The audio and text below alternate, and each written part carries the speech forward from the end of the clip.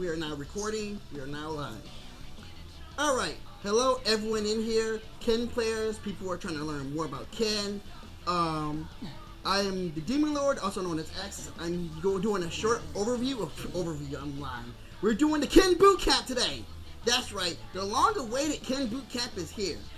And what I'm going to do first, I'm going to abridge the Ken doc because you're going to read that doc whether you like it or not. So we're going to go over, some clip notes and stuff, the important stuff, Ken's normals, which you should be familiar with Ken's normal if you read the doc.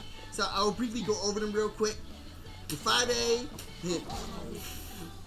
bro. Your 5A, which is your all-around starter, pretty good scaling on it. -7 on block, but it's jump cancelable. This is the only thing that's jump cancelable on block. You can also delay it really long time, but normally you can just do that. Call a dog if you want to. Maintain frame advantage. Do stuff like this. Good tricky stuff. You can even get people to start thinking, oh, you're not going to follow up. You just do 5A anyway, so something like this. And if you think your opponent wants to do something about it, you can just do super delayed. Hello, whoever entered, I'm talking now. So, the things you can do off of it that is not actually directly in the doc. Because you have long delays into it, you can also do something like this. To put yourself at +1. You spend your dog, but if you want to do something that makes you +1, that's the thing you can do. You can also just forego that, delay the dog slightly, so you can actually continue pressure that way. That's something I prefer to do, because I would just call the dog a little bit late. Because you call the dog as soon as possible, you want to go for that. Or maybe you want to do this, just check people. If this hits, you get a combo with this, and the dog will recover in time for you to do something, even if you have to spin this to do it. Alright, your 5B is the same type of measure here with 5A, but it hits like Mitsuru's 5A pretty far. Pretty fast too, if I recall, it's like 10 frames or something. You kind of throw this out really far. 10, 12 frames or something. So you have this borderline half screen poke to poke with. I'm talking right now, do not interrupt me or I'll find where you're at. So, that goes with the pull in. You don't get as many options to say off of 5A, but if you're trying to just stop someone from running up on you, or you just want to challenge in certain ranges, this is your move. See how far this move is? Look at this. Look at this. You can literally throw it out right here, and if someone runs into it, it's free eats, and just get counter hit. The only thing you can really do off of it from max range is sweep. You do something like 5E sweep. Or you just do pulling. Doesn't 5B also have a good chunk of end lag though? Have a good chunk of what? End lag. And also, is there a method here to raise like a hand? Oh, let me turn up the Discord volume real quick. It's not you. My Discord volume is naturally set to be lower because my ears were getting blown up by people. Wait, it's maxed out? You know what? I know how to fix this. You just want me to speak louder? Speak louder, yeah. Okay, so the 5B, doesn't that have like a crap ton of end lag though? Yeah. Because I've experienced like if I try throwing that out, I usually will get punished. Yeah. And okay, I just know you were saying like, oh, you should throw it out. It's like free, and I'm like, it doesn't feel as free when I'm in some situations. Alright, so I'll preface this again. You're around here. Let me do the whole thing and then now Q&A. It makes things more organized that way. But to answer your question, it does have recovery. But see that initial spin right there? That's still an active hitbox. That is still an active hitbox. The real end lag is after he puts it behind his back. And I actually want to do a follow-up on that one, because in that case, Coromola can also play a part as well. Yeah, so if someone just does something like that, right? Well, the dummy didn't actually record it for me yet. Then you something to do like that. See? So you can also anti with it, but this is more situational than you think. It's pretty situational. Right? So, I just want to let you guys know this move is actually useful. You don't get a lot out of it, and you can do pull in with this, or you can just call a dog. But it's really hard to get a call a dog and then delay pull. You don't get a lot of delay time on that. Sometimes it's better to short hop, or just commit to it anyway. Maybe commit to the +1. I don't know. Balls in your court. Alright. 2B is supposed to be our anti-air. You'll probably die if you try to anti-air traditionally. It's better used for people who are like, you know, super jumping up on you, like they do something, or have a high jump, or predictable air dash. So if they're doing something like this, that's when the 2B starts looking good, right? But if they're doing something like this, it gets a little bit dicier, depending on who you're fighting. Like, if you're fighting someone like Naoto, that's a non-starter. Naoto Itachi, this is a non-starter, really. But, like, someone who doesn't have a big, you know, downward, vertical hitboxes go downward, jumping in on you, if they don't have that, you can 2B sometimes. It's also pretty good for dealing with meters who can teleport as well. Although I'm not going to switch meters to go over that, just take my word for it. Then you have, of course, your 2A. This is actually your best button for a variety of things. It is your best button if you're trying to get out of pressure situation. It is your best button as, like, it's a low and you can, you know, Gatling it. You can also take her off of it. More confidently, you say it in 5A. Evil Dog. You can even do this and continue pressuring.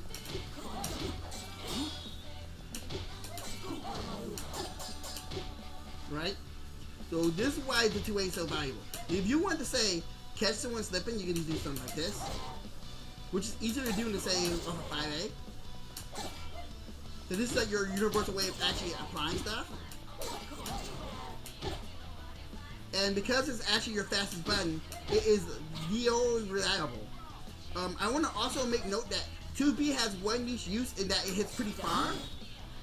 So if someone's like right here waiting for you, you can always like check them with 2B. It's the thing you can just do. Now, for Koromaru, we got to go over them. 5C has a maximum distance range, like right there. So if your opponent's full screen, you want to get maybe right here. The problem is, Koromaru always tries to position himself to be directly behind you. So you can't see Koromaru on the screen. That's a bad thing, right? So if you are set in range away from Koromaru, he won't actually walk up. So if you're trying to actually line the dog up to do something, in a lot of cases it's better just a 2C. But even 2C even has that max range too, right? Which is why I say you want to be like somewhere right here.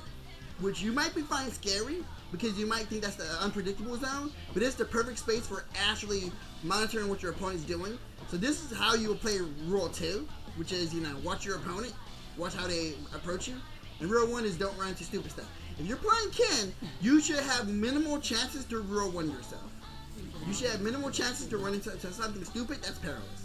Because in a Persona, anything can, you know, delete your health bar if you're not careful. 4K is roughly half your health. So, you want to have less opportunities that your opponent has to do that. You want to increase your stocks for that, actually. So, the next one we go over is Sweep. Hits really far, really slow. Actually punishes rolls a lot of the time unless your opponent Yomi rolls you. Great extension. Really good for crouch combo confirms. Great just optimization for your general combo routing. Something like, I don't know, let's say, tell the dummy to stop blocking for something. Something like this.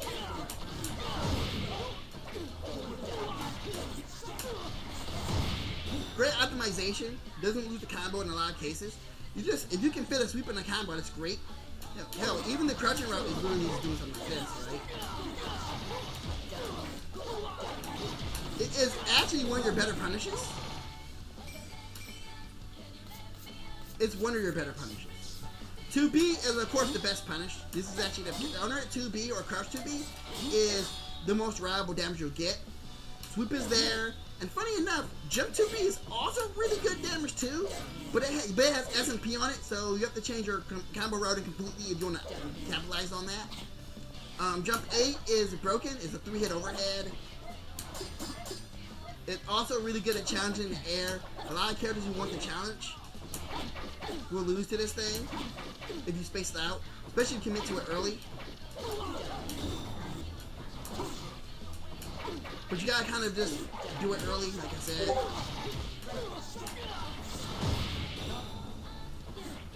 2B does go into sweep only on counter hit or crouch. That answers your question. Alright. Now the next one to go over is jump B. So this is basically Labrish's jump B, 1 frame faster, and instead of hitting it doesn't have that lower hitbox to make it cross up as easily as Labrish's, but it makes up for that by being 1 frame faster. I think it's 1 frame faster. So the big up here is this is jump cancel for some demonic reason. So you can do something like this.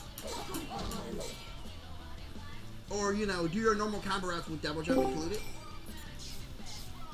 So something like, let's say,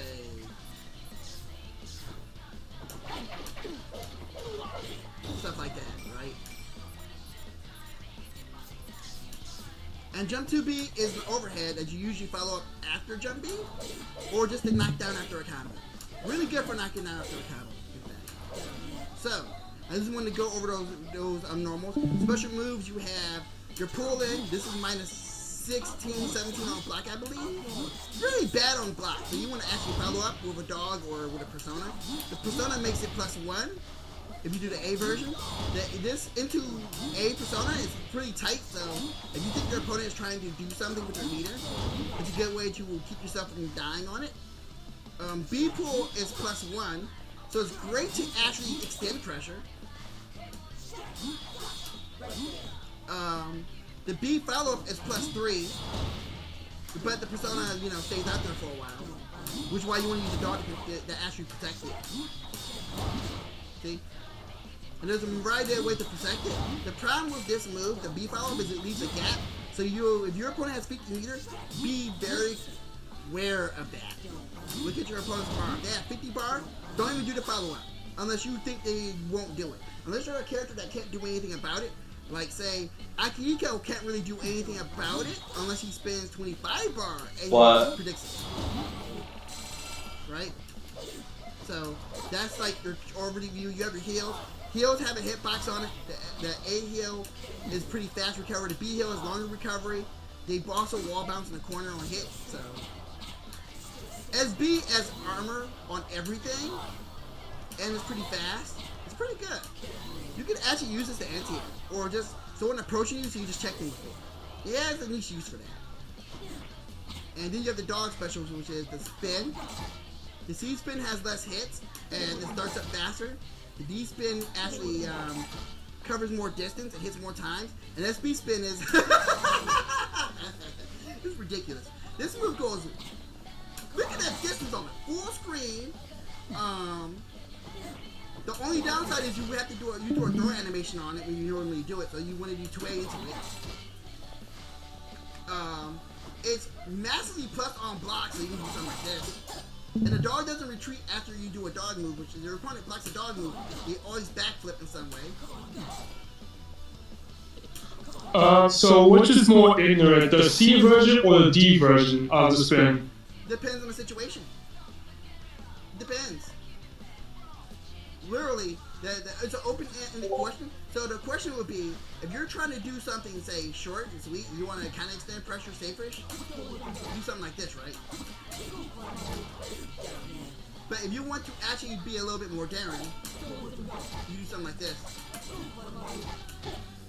Unfortunately, the problem with the D-spin in general is that it has the same number of hits as the C-spin. And that's by design, because last patch we were able to just kind of throw these out reckless. So if you're doing something like this, see? But you can't do it on C. It doesn't work the same way. I wish that would work. And the same logic here is with this move. With this version of the move, it's same 2 hits, but they have different arcs on it. So this version, the D version is better for further ranges, the C version is better for closer ranges. But there are situations where you'll push your opponent out, for example. And the SB version is ridiculous because it has a ton of hits. Like, if you do this on someone's wake up and you time it right, this is actually just free pressure, free mix. Your opponent has to spin 50 bar to stop you from abusing your ability to capitalize with 25 bar. So.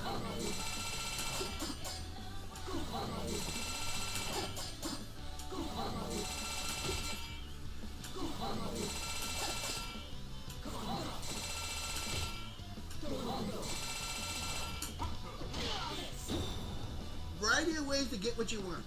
Whereas if you do this version of the move, the normal versions, you have to actually plan around that. And typically, what you want to do is you want to make sure that this hits as low as possible. So, off of a knockdown, say you do something like this, you want that to hit as low as possible, so you have more time to catch them.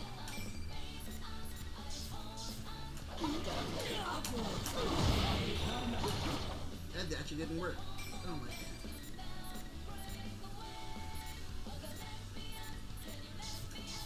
That would be the example to go on for that.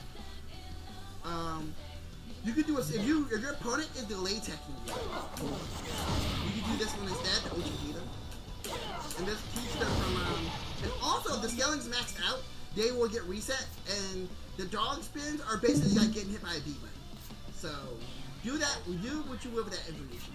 It is really getting started with a B button. Pretty good. So we already covered the special moves that you need to cover. The supers I don't need to talk about too much, but basically this super is 7 frames and this super is 7 frames. This super leaves you a fatal recovery and you can move more burst after it or shower frenzy. This super you can't. You can but you can't combo after. You can only do it on block. So if your opponent blocks this super, you can cancel. It also leaves you airborne on this super, which is Awakening super for Ken. Super can tie cross. So since it leaves you airborne, you're allowed to be corny. And if your opponent blocks this move in the air for the unfortunate reason of trying to jump in and they block this move in the air, it becomes hard to punish because they push back. And they can't roll through it. The solution to both moves is to actually roll through it. But if your opponent jumps, this is actually a get out of jail free card a lot of the time. Which is pretty obscene. And that goes about the overview of all the Ken special moves and his normal stuff. So now we can actually start talking about other stuff. Before that, quick Q&A. Anyone got any questions? Let's see. Check the Ken bootcamp chat. Not check the chat, because I was too busy lecturing. But I will take a look anyway. I'll take a look now. Let's see what we got here. To answer your question, alright, I didn't go over Fire Breath. Good point. Alright, Fire Breath real quick. We do this real quick. The C version's one hit. You mainly want to use it, because it's one hit, as an anti-zoning tool. You really, literally only want to use it as an anti-zoning tool. And the reason why you don't really use the D version for that same feature purpose, because the D version does more hits the closer you are. So the example would be something like this, right? The C version, you get your quick cheap damage, right? If you try to do the same thing with the D version, you get less damage. And the SB version is the same as the D version with some caveats. So, the SB version has 0 recovery on it, but it scales way worse than the combo. So if you're trying to do something, say, like this route,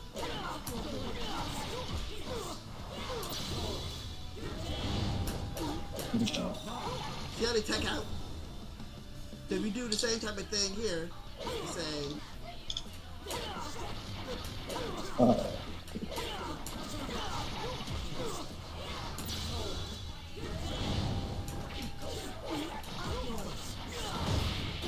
you can follow up after the D version. So the main reason you do SB version, for any reason, is if you don't want to be punished, if you're being silly mid-screen, or the other explicit reason, you're in Awakening and you need to get the damage out. So I'm not regular Ken at the moment, but we'll do some example of that. So if you're really skilled at the combo, you have to do that into cross, which by the way, another reason, another thing you have to keep in mind is this move uses the persona. So you can't do something like this into this other super, because it uses your persona. Cross doesn't use your persona. Which is pretty interesting. Which is why you can do stuff like this.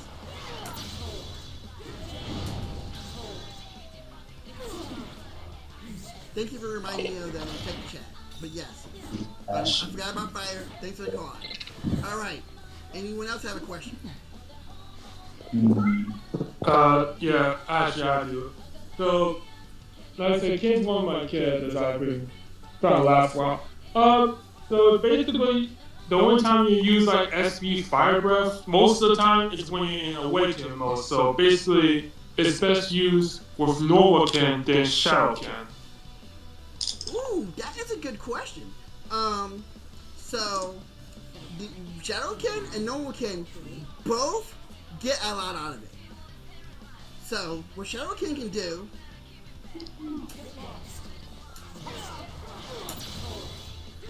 is this.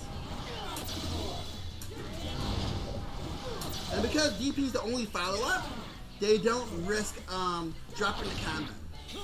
Whereas Normalkin, he would just do something like this into that. But the difference here is regular Kin has to do D-Fire 2 times to get that same route.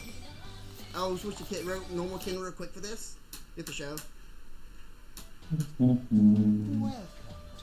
won't be easier to just have one at the top of the bottles that and go normal. You're gonna do that. Yeah, but I already had Shadowkin default. Yeah, it is. Yeah, definitely. But technically speaking, like Shadowkin gets like 400 less damage than regular Kin on like every combo.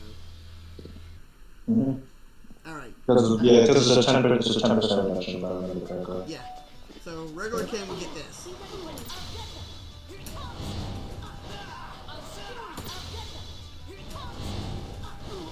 Can I do the B version of this? Am I fast enough? You can. I got it. I got it. It's just really tight to do. It is really tight. So that's what that's what I've seen. Yeah. If you do, the reason why you would do SB Fire is because you're doing some whacked out stuff like this where you're trying to max the scaling. And then also if you're too far, you just... Yeah. Right. So I really stretch the scaling on that route. There's also this one. That route's a little annoying to do, actually. Oh, my game lagged because of the recording.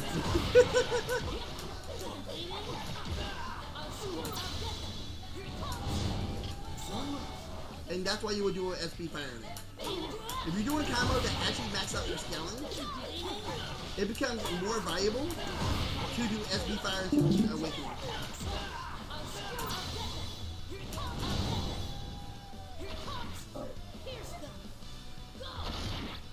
Here's asking me real quick. How do you have 20 people in here, dog? Ken bootcamp.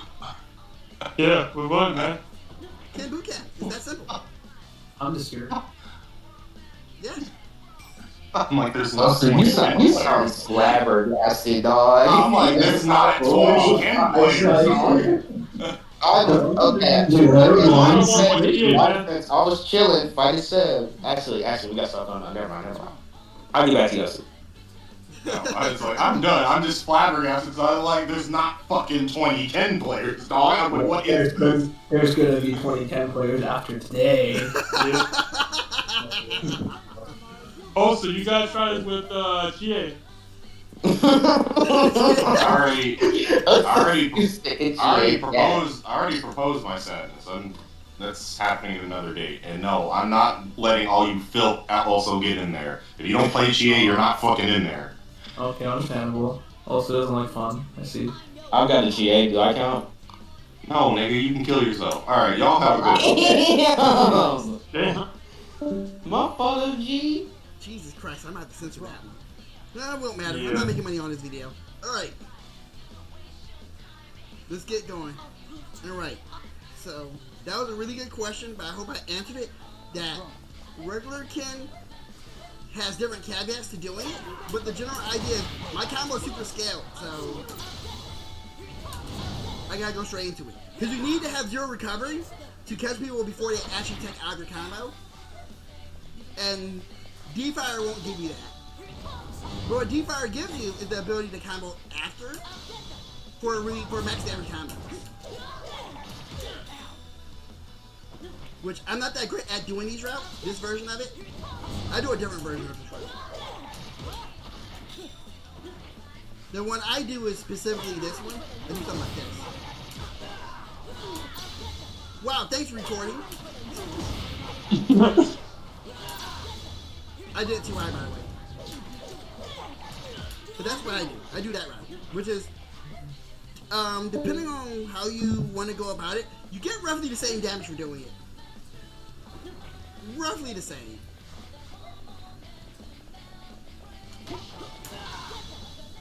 Alright.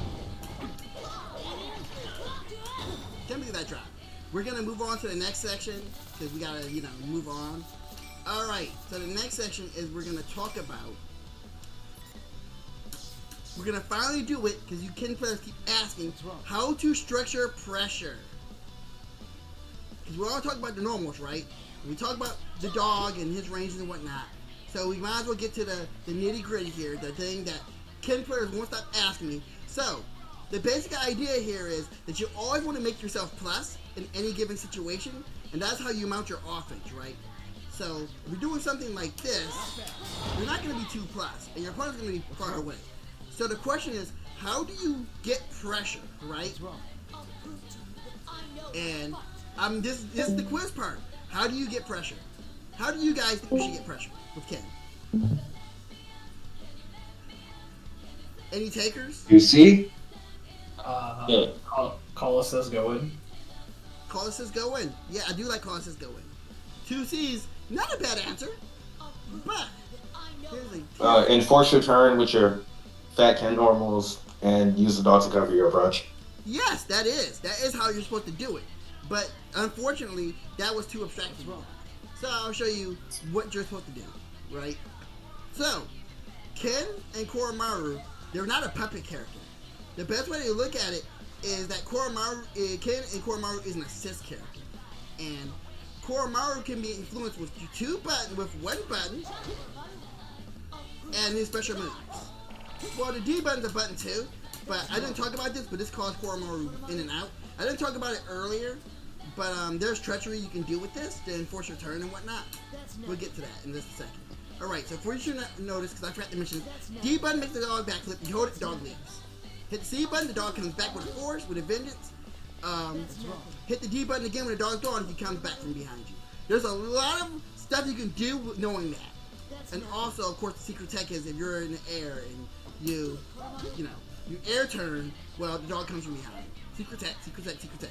Anyway, how you would enforce it with Koromaru is you always want to be in tandem with the dog. So if you're recovering, the dog should be covering you. If the dog's recovering, you should be covering him. So, say you do something like this, right? And you're doing this, man, I'm stuck in recovery, right? Hell, to show even further about attacking in tandem, your auto combo shows you this. Your auto combo literally illustrates this. See? Wait, is it at that range that you're +1 or is it closer? You're +1 regardless. Okay. This +1. I guess in a way, if you're really maxed out, like super maxed out in some weird way, it could be. See, that would be more than +1. But Yeah, like right here, that's probably +2 or +3, I want to say. yeah, that's +1. This is literally +1. One of the few characters with a +1 auto combo, if not the only character, because of Koromaru. So the interesting thing is, you could hold the C button down. You can hold back. You can hold the back, and if you hold back, Koromaru won't do anything when you're holding back when you're doing auto combo. You can do something like this, and your opponent is forced to guess if you're going to shoot the dog or not. But you can also do this. Thanks, back. Or maybe. See? So, that's an easy way to continue pressuring. Now, if you want to get into the basic habit I wanted you guys to have is, I want you guys to always be able to be +1. So if you do something like this, that puts you at +1.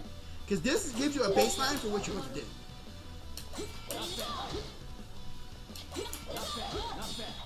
Now you're +1. The reason why I had that in the dot is so you guys go, oh, I'm supposed to be whenever I do stuff, and it will make you a little bit predictable. But who cares when you're trying to be plus and you're just trying to learn the character, right? Right. So Yeah. there's other advanced ways to get your frame advantage. Like you can do something like this, and now you're plus, or you can do something like this, and that makes you plus, but not optimal. But if you do this, plus. Now you might be wondering what this 2C is for in pressure. The 2C is a call out. If you think your opponent's gonna jump out, like say you're doing something like this, or you're doing this,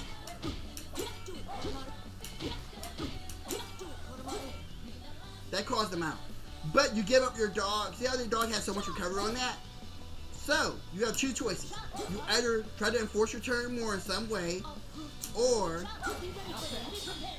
you pursue a different way. Because once you do something like this, you're not really that advantaged. But if you do something like this, or you're always plus, right? No access.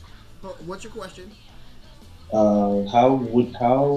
So you know how Arxis likes to have puppet characters with negative edge, right? Yeah. How would you say negative edge is necessary to do most of the things on turn? Wow, that's a question. Negative edging only applies to your C buttons and your D buttons. Well, not your D buttons, your C buttons only. Just on the C button. So you can't do like negative edge 2 and 4, right? It doesn't work. But what you can do is you can just hold the button down and just basically just exist. And then when you want to launch the dog, you can just do that. You can play that because they did make it so dog will not immediately go off until you release the button. So it's virtually the same, but it's not. I can feel it personally because I've been playing the character for a long time. I can kind of feel that. Also, good trick if you're playing someone directly next to someone and they can hear what you're doing. What's wrong? Ooh, I'm getting questions. The rapid 2B, when I did something like this, or something like this. Weird question to ask.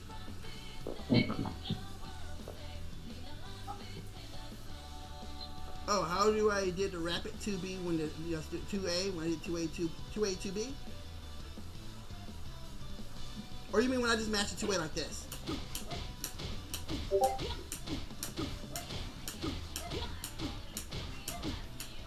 Or when I did this? Also, my game is lagging a little bit. It was when you did the 2A stand 2A. Oh, I did something like this. It's like you did 2A, you ran, and then you did 2A. Oh. I'm buffering Yeah. it. So how did you do that? I'm buffering after the 2A hits.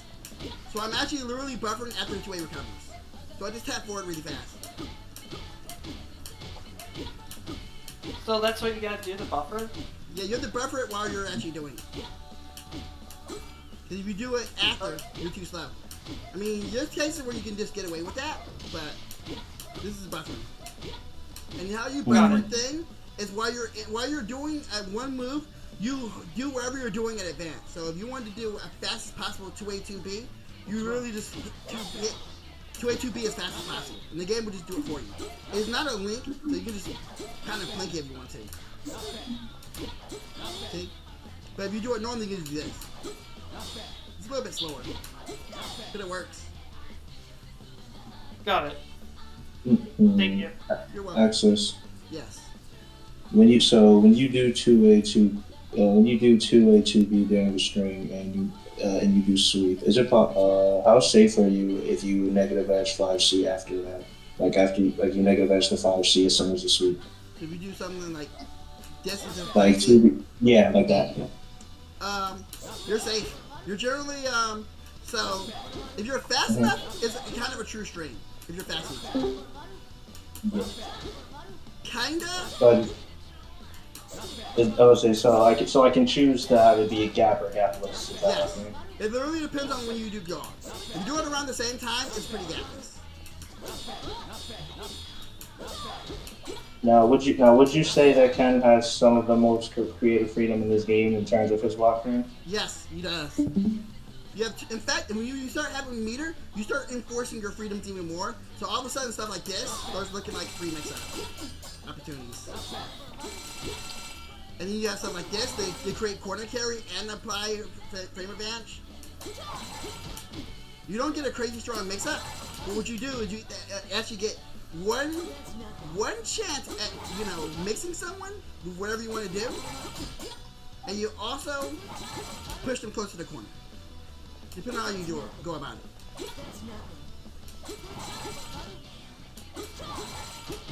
And of course, if you basically try to do a TK, you get a super jump. Pretty funny, right? Yeah. So, other examples of trying to force your pressure is, you all know about this one. I think you all know about it. So the trick to this one is, you need to delay the dog in a way where you can actually do it again. So if you really think you got it,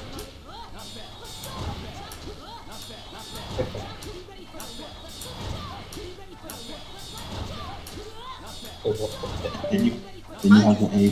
This is actually pretty escapable because your opponent can just unlock the follow up and then try to escape, and that's when you do something like this, and that calls up the jump. Yep, calls up the jump, and then I beat the pull. Okay, here's my gap. Here's my gap. Just like follow up. So the issue with using dog in that way is when you do 2C to caught the jump, your pressure isn't too strong afterwards.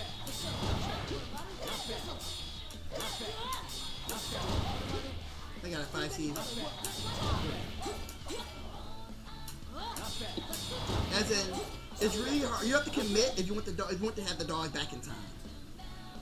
So you can always do something like this, and it's slower, and you get the read on your opponent. And if your dog wanted to do something if your opponent wanted to do something about dog, they run the risk of getting hit by you. But if you want to be just generally safe, just 2C. And then you can spend the 25 bar to keep your pressure. Cool. Your wheelhouse. So that will be about it. If you want to always be plus, the general rule is either do 5C into pull to be safe, that gets you +1, or always try to end your string with a 5C. Because that's like the best frame advantage you get. It's like your best bang for your buck. But what you do afterwards depends on how many 5C you can get in your combo.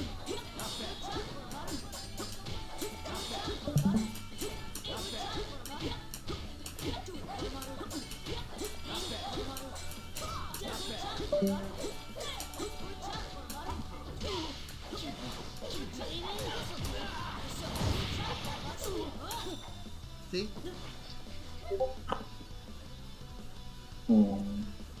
Now, Axis, I know this is another question about from Sinjin. Okay,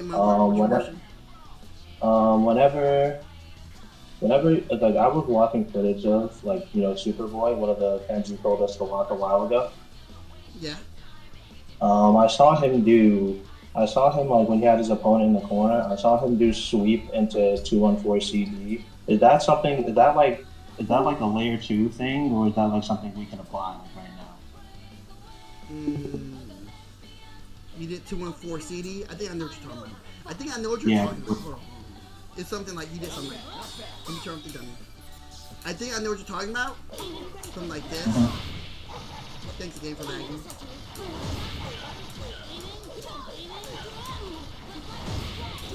That? Yeah, stuff like that, yeah. That is a layer 2, but you can do it whenever. So the trick about this setup, about this one specifically, is that you have to actually, when you do it, you're committing. You're committing to it, right? Mm-hmm. Now, what makes this mix-up so good, and why it's really good, I have the AI blocking.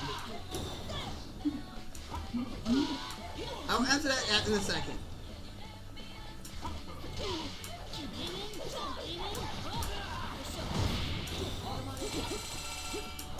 you basically get 2 mixes. You get 2 chances at mixing.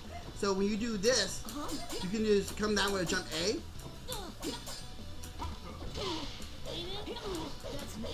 Thanks, Cormar, for backflip.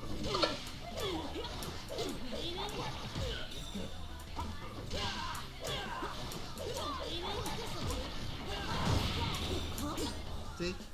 And yes, you can even fake it if you want to. I dropped it, but you can fake it.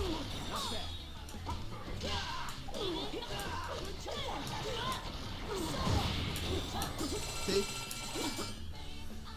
So you get one actual, oh, I'm getting this overhead on you, or you just landing too low. And then if they still blocking, you get one more check to jump and do another mix-up if you want to. It's actually pretty strong, but you have to set it up so people don't try to delete tech it. But it's really strong. Another one that's pretty strong is something Goat does. It's something like this. I think if you guys watch Goat play, he loves doing this. Oh yeah, I can't lie, I can't lie, Yeah, my preference. Oh is, yeah, please. Yeah, that's the Goat thing. Wait, what? Someone said something? No, I was me. That's the Goat. I like doing something like this. And then getting a combo.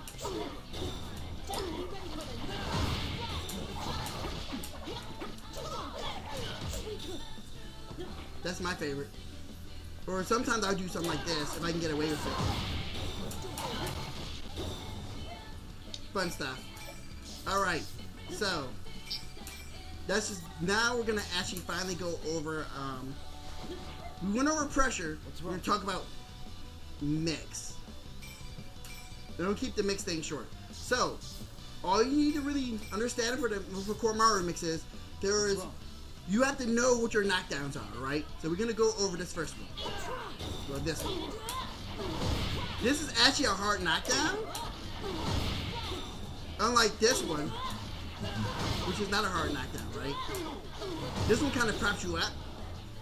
But but the A follow-up is literally a hard knockdown. Which means you can combo after it.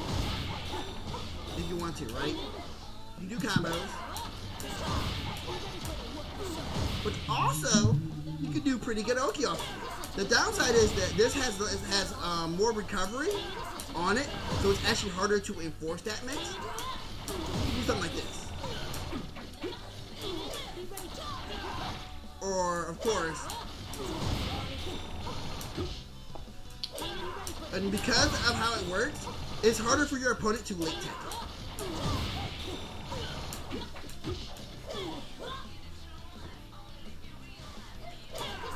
You can't do, like, it's harder for you to do something like that. That's the downside. That, unless the spacing permits it, you don't get to do the fun stuff like that to cross up. But this one does allow you to do that. You have less recovery. See?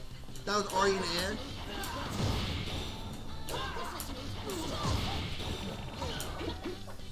Mind you, the problem with doing this is your opponent can delay tech you.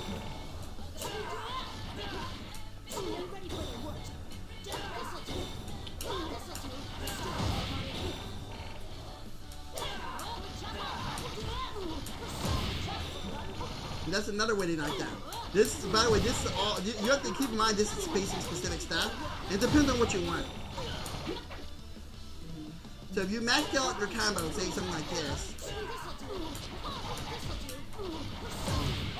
then your opponent can't delay tech it. They just will immediately get hit. Because if you abuse S&P, like a nut,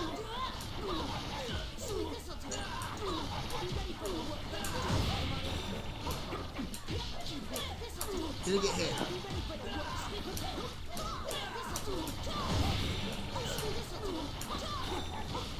And yes, sweep is acceptable if you don't want people to wake up DP you. Sweep is pretty good for calling out people for trying to do something, because it's pretty far. So I would mean to ask, what are his unblockable setups? Does he have any? No, he doesn't have unblockables. The reason why, because the dog doesn't have higher lows. So you think this move would be a low? I mean, an overhead? It's not. It's a mid. And this move is a mid as well. He does have fuzzies, but you will never realistically land a fuzzy with this character in a match. So, the reason why is the fuzzy setup involves all-out attack, which I never mentioned going over all-out attack because it's a system mechanic, but the all-out attack can hop over some lows, and it has really far range on it, but because it puts him like this, it makes him airborne. So you can fuzzy by doing something like that.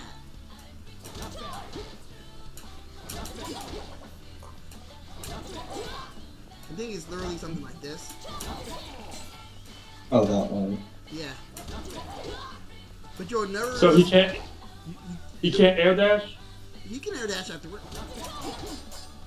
He's got one more cancel.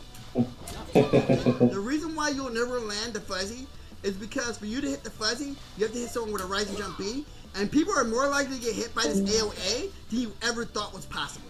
Literally, A lot of people. I know how to fuzzy with this character, and I have never fuzzied with this character in my entire life because people are more likely to get hit by it, and even if they block it, you have to spend a lot of meter to do it. Oh yeah, I love doing AOA.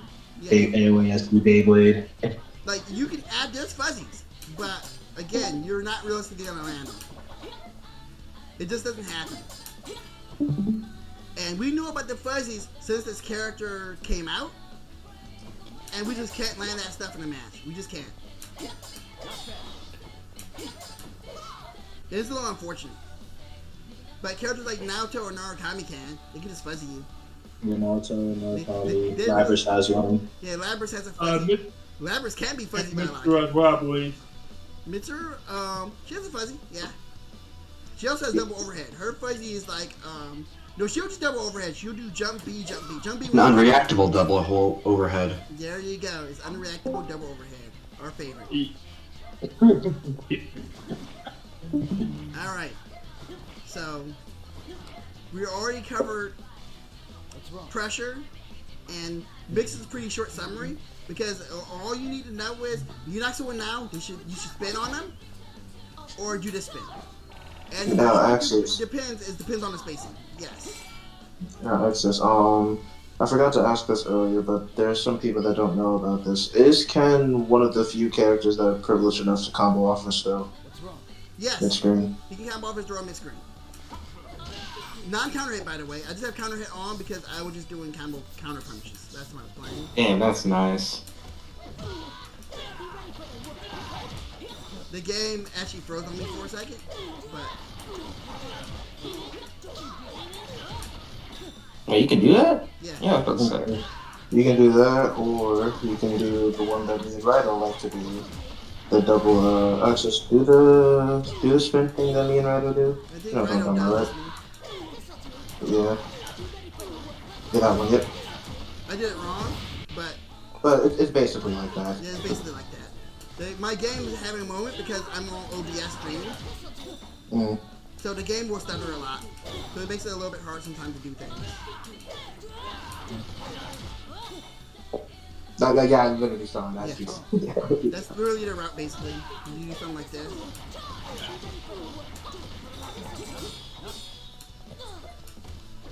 Hello, my game is... You know what? Let's pick a different stage real quick. As you're picking up play one, probably. Yeah, this stage is actually really bad to practice on, actually. It's one of the worst stages to practice on. Because it causes performance issues. But bus stage is so drip. It is, but it causes problems. It'd be like that. It's a new world we live in. So something I'm thinking. What are his best crouch confirms? Crouch confirms? Alright. If your opponent had the regrettable decision of getting hit crouching, you can combo into sweep off of 2B. So you can do something like this.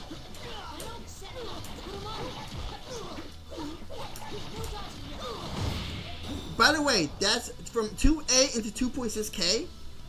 And then there's this variant. Oh, I forgot about that one. For more corner carry. And this is off of 2A, right?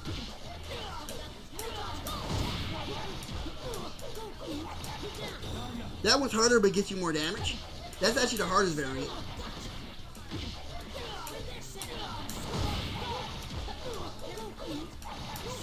For multiple reasons. One of them right now is because my game keeps spiking. Another one is Koromaru could be in the wrong spot when you start the combo, and if Koromaru is too far behind you, then he won't connect. If you do that combo, you have to specifically route it that way, because if you add the extra hit, it makes the damage worse. Or it'll just drop because you're doing 2A. See? So that's why this route is actually specifically the hardest one. It's really tight. But yeah, you can get almost 3K off of 2A. And if you're landing, say, something like a 5B crouching, then you're in luck. You get to do more damage. You get to do doubles. Thanks to me for doing missing that. Don't lag, don't lag, don't lag, don't lag. Oh my god, I lagged, I lagged. He lagged! Ah! Supposed to do a jump A there, but it's okay. Anytime your opponent's crouching, you can always try to do something like 5B. So you can do 5A, you can do something like 5A, 5B sweep.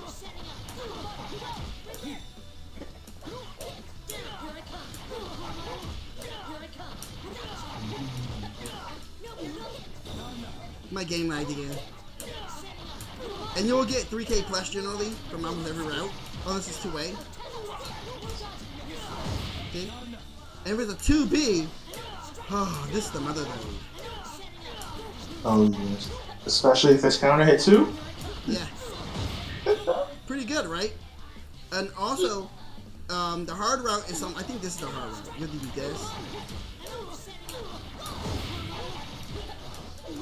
I don't know if we're doing, yeah.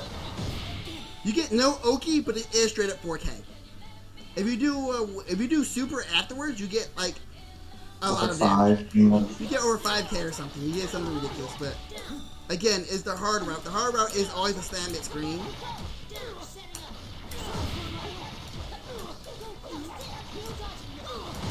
That's the thing. The more you know. Yeah. It's hard to sell. You don't do it. It's new routing.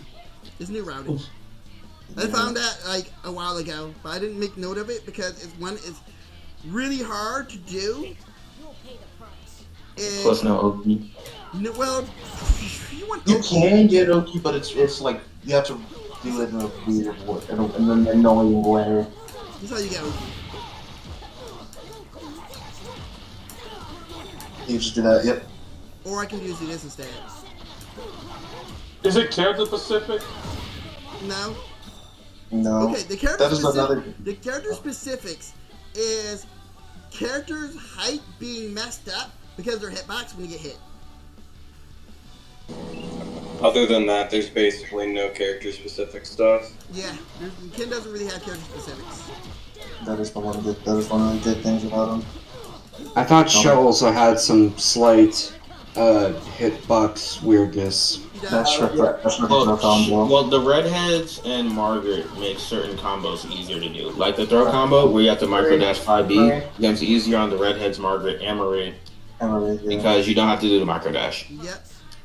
But characters like Junpei, Akiko, Margaret, they float higher during a certain route, so it actually makes the routes harder to hit sometimes.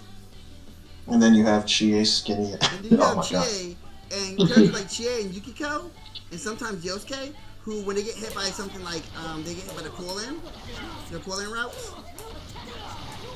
For some odd reason when they get hit, they don't fall into the dog properly, and it makes the combo drop.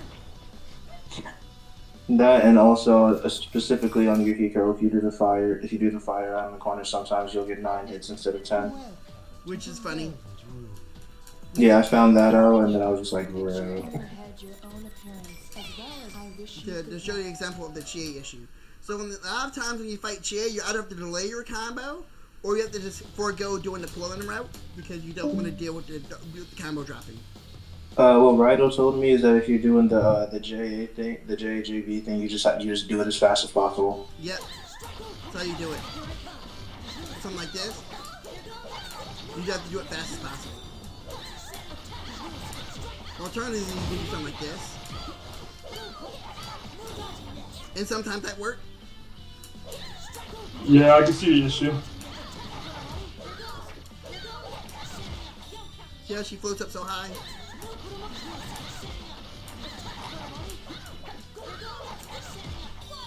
That's the chain problem. In some routes, you just have to completely change them to make sure she falls in properly. There is routes for that. But it's usually you removing a hit from the combo to make it stable on them. Which why I was about to say, isn't J2B in the D spin really consistent on her? It's consistent, but the problem is dog spacing. The combo usually ends early when you do JB and J2B into the same combo, and then JB, and then the dog combo afterwards. See? So you can omit a hit. In fact, let's do that on Shane, because I don't know why I sort of... Oh, right, because her song was playing, and I hate her song. That's right.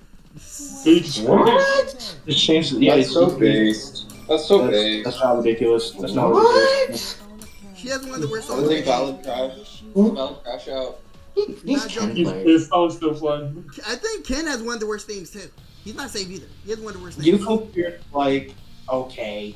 I think Che I think is that's one. just like Che, the better version of Che's theme is that pop range version of it. That one's actually decent. But Che's theme is like great. Yeah, it's out of base. Yeah. It's so misplaced. The funny part is, bro. Even though most people hate Adachi, you gotta admit he has one of the best songs in this game, bro. Fool or Clown is so Fool or Clown is very much. Here's why I have to call the douchebag down on this song.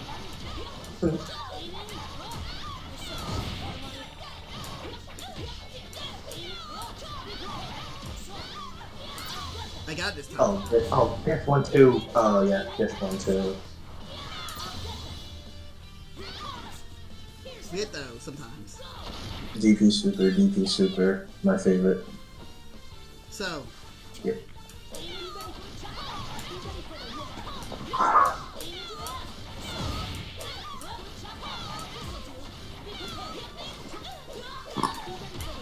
If for some reason you do it too slow, there is a solution. Just cut a hit. It's simple. Just cut a hit. Mm-hmm. But right now, the height's all messed up because I'm lagging.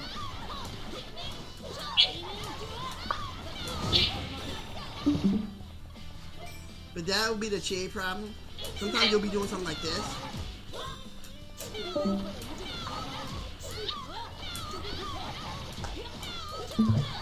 But if you want to adjust the combo, you actually do have to mess with the height a little bit.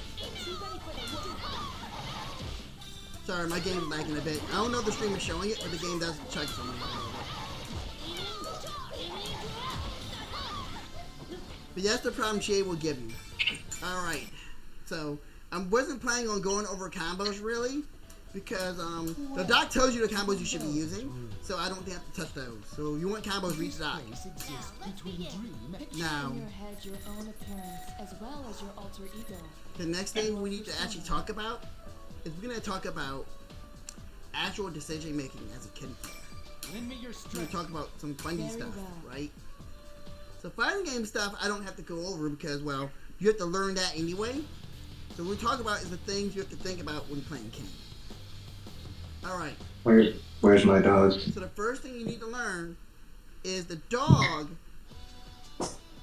has a resource which is called health, the same as you do. Which means you have to protect the dog as well as yourself. So say if you're being like, I'm going to check to my opponent with 5C, right?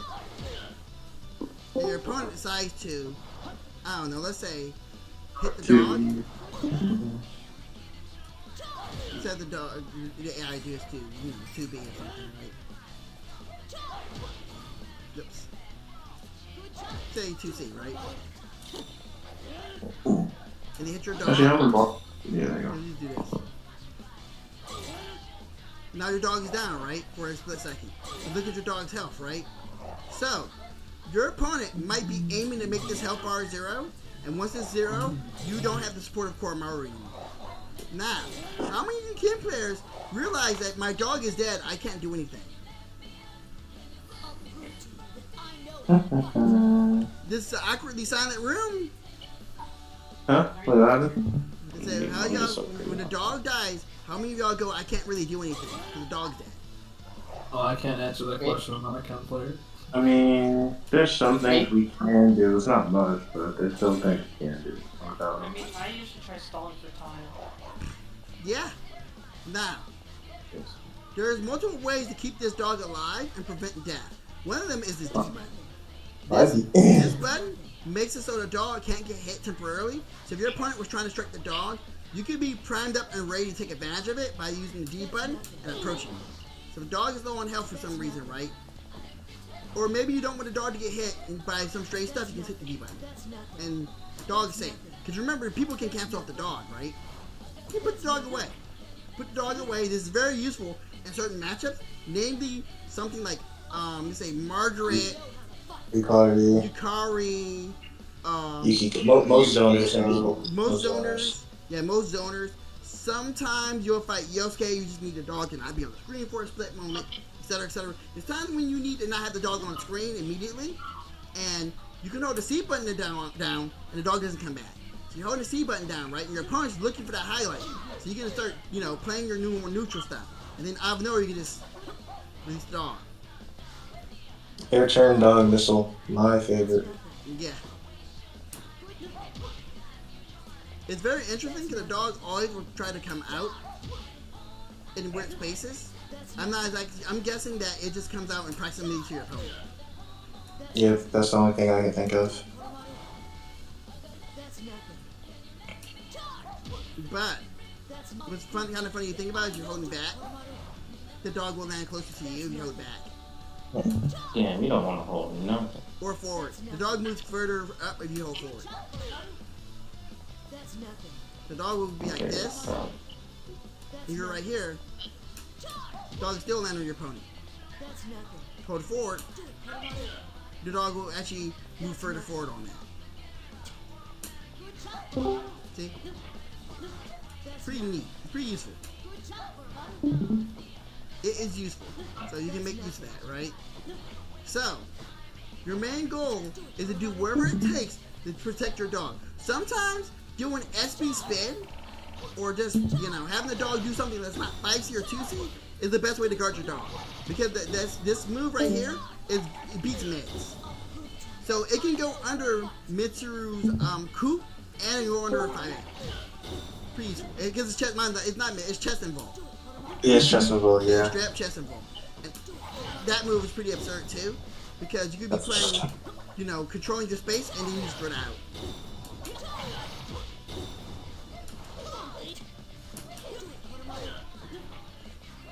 So, in a real match, there's rarely footage of me playing, but oftentimes I'll put the dog away and resummon the dog.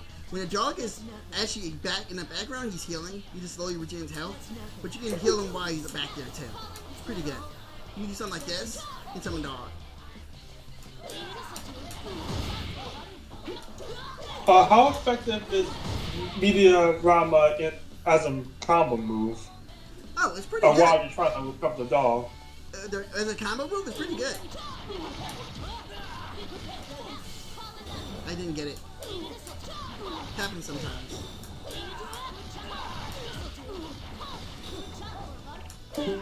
This is actually the mid screen counter. But I keep dropping it. That's the mid screen route. Then this is the corner route you can do.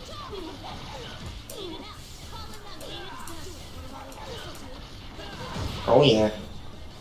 There's multiple. Oh, you didn't do the callback corner skill thing. I didn't have to. There's also in the case you get an air confirm, you can do something like this.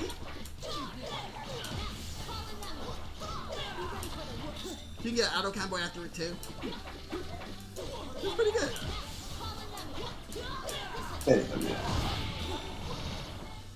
Which is, by the way, is the best way to line up an auto combo if you're getting air confirm, is to do heal in the corner. And the reason why auto combo is so important, because auto combo gives you meter bonus, it scales down your combo, and it gives you 1/8 of your burst back. So, if you burst, you turn off the infinite burst nonsense. Yeah. If you burst, you can see your burst gauge fill up when you do the The special move when you're out of combat. It had to be a special move. It used to be the third hit. They changed it to a special move because characters like One question. Yes. When doing auto combo, does the dog actually have to hit the opponent to get the full effect of it, or can you just hold it back and just do it without the dog? You hold it back and the auto combo. Just hold it back. You just as long as the pull hits. As long as the pull. Yeah, it's the pull that gives you the meter, not the dog. It would be the pull. Good question. So the best ways to use media environment is to heal the dog for Maru when he's low on health, right? So open-ended answer. So generally, yes, but there's another component for it. It's a good time scan. Oh yeah, amazing time scan. If you're saying there's 10 seconds left on the clock and you have around the same amount of health, your opponent can't sit full screen because you can start spamming this. So to show you why that's kind of a big deal. There we go. Say you and your opponent are around. Your opponent got like, I don't know, like this amount of health, right? And you're fighting. And he's like, oh, there's 10 seconds left on the clock. And you start doing this. Oh, it's not healing me because it's set. Yeah, set. Generate. Yeah, there you go. Wait, is that HP recovery default? Default. You barely. It does just that heal gives you like 1 to 2% depending on how you do it. I don't think it's doing that. It's barely. Let me see. What did it do? There we go. There we go. Yeah, it's weird because it's going by the set health value. Yeah. And that's why it's not healing. Because it doesn't want to heal past the set health value. Which is weird, but you know, they're going off, I guess. Usually with Arxis games training for some reason. I learned that the hard way in Blaze Blue training mode. Yeah. Okay.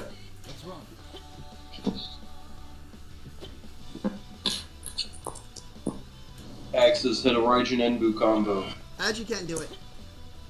Really? Yeah, I actually had to learn how to do it. Oh, okay. Wow, it will not let me switch back to We're trying to swap back to can? Yeah, it won't let me swap back. Press the record thing and then press it again.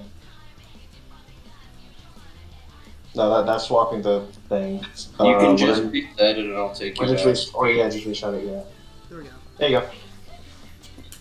Yeah, this is the time scan I was talking about. These are time scamming. If your opponent tries to play around with the timer, if they approach you, you can sneak in an SB heal to hit them out of it. Was it frame? It's like frame 3, I want to say. Some nonsense like that. And this is why that's so dumb. Oh, and you also let you go through some projectiles. Each little thing.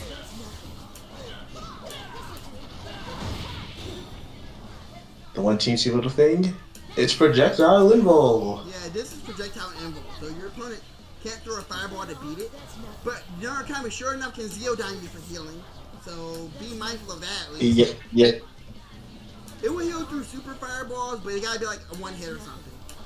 Yeah, like a Yukari arrow. Or a Yukari Do not try and SP heal Magarula. Don't try to heal Magarula. It's fun, and you can super cancel it. Even on black. Cancel.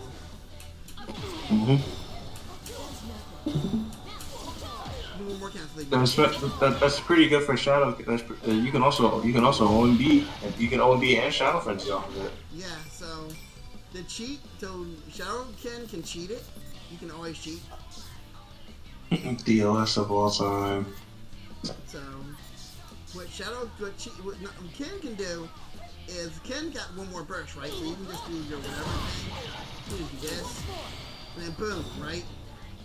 So you do something like this. I mean, this has crap scaling on it, but you can do this.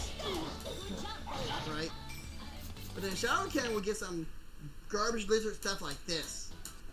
And there's a reason why I refer to it as that.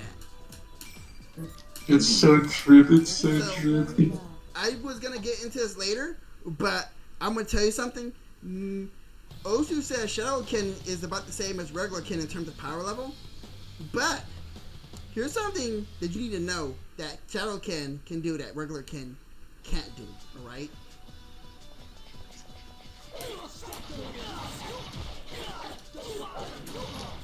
Get lost. Yep. I'm not even doing the optimal combo here. This is short thing now. Yes. Now. So let me ask you a question. What do you recommend to play Shadow versus normal? Because the mechanics of Shadow, I kind of understand, kind of chip away at defense because you want that. Because some people might want that defense buff when they get to low enough health. And I'm trying to figure out like what would kind of be what the average Ken player wants, because I kind of find myself like getting into those situations where I need that like defense buff, so I kind of never go towards like Shadow Ken. Okay, good question. You play Shadow Ken if you're all or nothing and willing to trade the ability, your burst freedom, which I'll talk about that later. Your burst freedom to kill your opponent, right? Regular Ken is if you actually want to do higher average than your normal damage output, but you're not all or nothing. You actually prefer having the option to use your burst whenever you want, right? Which I'll talk about why having burst freedom is important in a little bit. But just know that was a good question, and you have to consider if I am in a bad spot, I gotta use my burst. So you burst. If you play Shadow Ken, you have to think about that. I can win. Because of Shadow Frenzy, right? Yes, because of Shadow Frenzy. I can win off this next touch. I have my opponent is sitting at, I don't know, Almost awakening range, honestly. about 68% health. I have, I don't know, let's say, 50.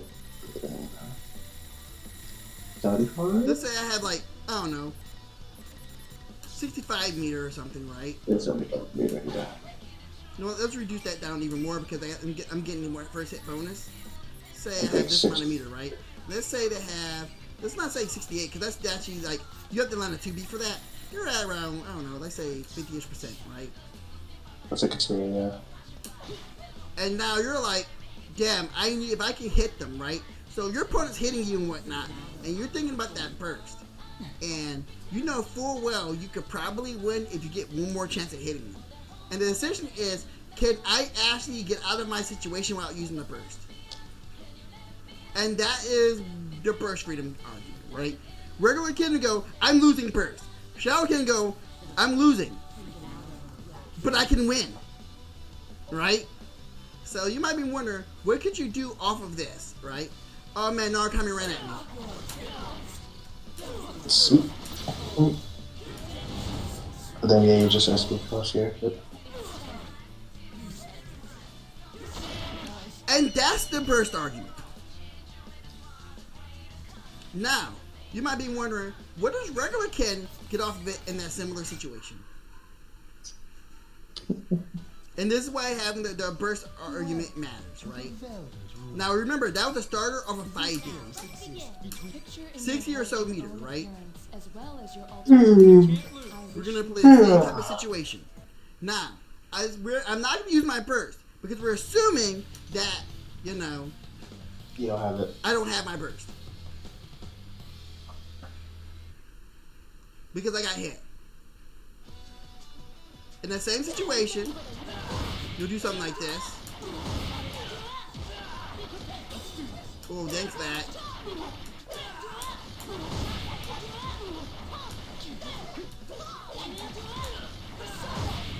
Now, it's crazy I get that amount of meter for that. Yeah, that's one thing people don't want to talk about. I keep telling people, hey, normal Ken has broken meter gain too. It's not just Shadow. Yeah, he actually does. That way, this is not easy combo to hit. Oh, you're doing that. This This is one. actually not easy. If I'm doing the same exact type of confirm, this is more effort for what you have to do. The counter hit B&B is like 48 meters. Your character's meter gain is busted. It doesn't help that the game keeps lagging on me every time I go forward. It's really annoying. Let's see where we live in. Finally hit it. Sure, very nice. I need to learn this route. People call me the route guy. I need to learn that. So annoying I'm not getting a jump here. There we go. That's because... The worst part is, I actually need to like, do one more hit at the work. I think you can get all 3 hits of the. I think you can get all 3 hits of the junior in that. As if you prorated. I'm 1 meter Oh short. wow! Wait. Oh. Well, actually, I think you're close enough to get the DP, but I think it's too prorated. That's why I was trying to yeah, get the speed. And then mind you, this is not the same type of hit, right? So I have to do this, and I have to confirm off of it. I can't do this. Well, if you land this and you confirm it for the sake of the science, yeah, you got it. Like, this is actually scientifically what you have to hit. You do something like this. Thanks, game, for lagging on me there. I appreciate you. Okay, that was actually weird. I have to delay that a little bit more. Like that.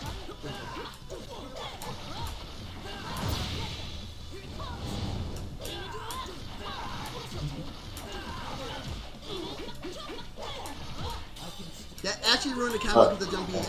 The jump beat input got 8.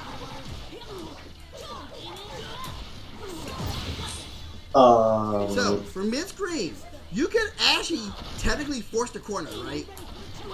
You do something like this. Oh, are you trying to do the... I know what you're doing. Yeah, you have to actually do something like this. By the way, most camp players don't even do this route. But that's what it takes. This is what it takes to actually try to kill someone off of this type. That one. Whoa. This is what it Yeah, I takes. ain't built for that kind of smell, man. This one, it barely works. Nah. It still dies, but... That is what it takes to get that same type of confirm. And that That was a completely different route. So if you try to do off of this is even a harder route, right? Oh, this shit. Yeah, it's actually even a harder route. No, this is this shit. By the way, this route doesn't even work on cheat. If you do an air dash, It doesn't, bro. Yeah, I remember. Me and you were laughing that for like 20 minutes, and then we found out it didn't work on it. We were so sad. it's so hard to make. You can hit it, but it's too freaking hard.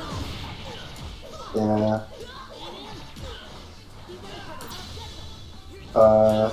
Yeah, no, you don't get to DP there. Yes, you have to actually do some. Yeah, just some crazy. Yeah, just some crazy route modification for that. Other DP after that. Actually, yeah. DP after that, literally. So if you're fighting Chia, you don't even get to do this. And this is like by far one of Ken's hardest routes to do. It's when air you dash, hit it, bro, you feel it's so literally air nice. dashing after this. Like you try to practicing when you got it right. Try to show line. The funny part is, oh yeah, that works. Yeah. Oh, yep, that's it. For the same type of confirm, right? Doesn't even work on Chia. And you go. Yeah, I'm sure. And then you go and you go. And you just sit there and go. What happens if you have the burst? Is that even? Yeah, you have to be slightly closer, or only there. You gotta do something like this. With the same type of confirm, if you have the burst for some reason. Alright, I have the burst not set on infinite. Just to do this type of confirm.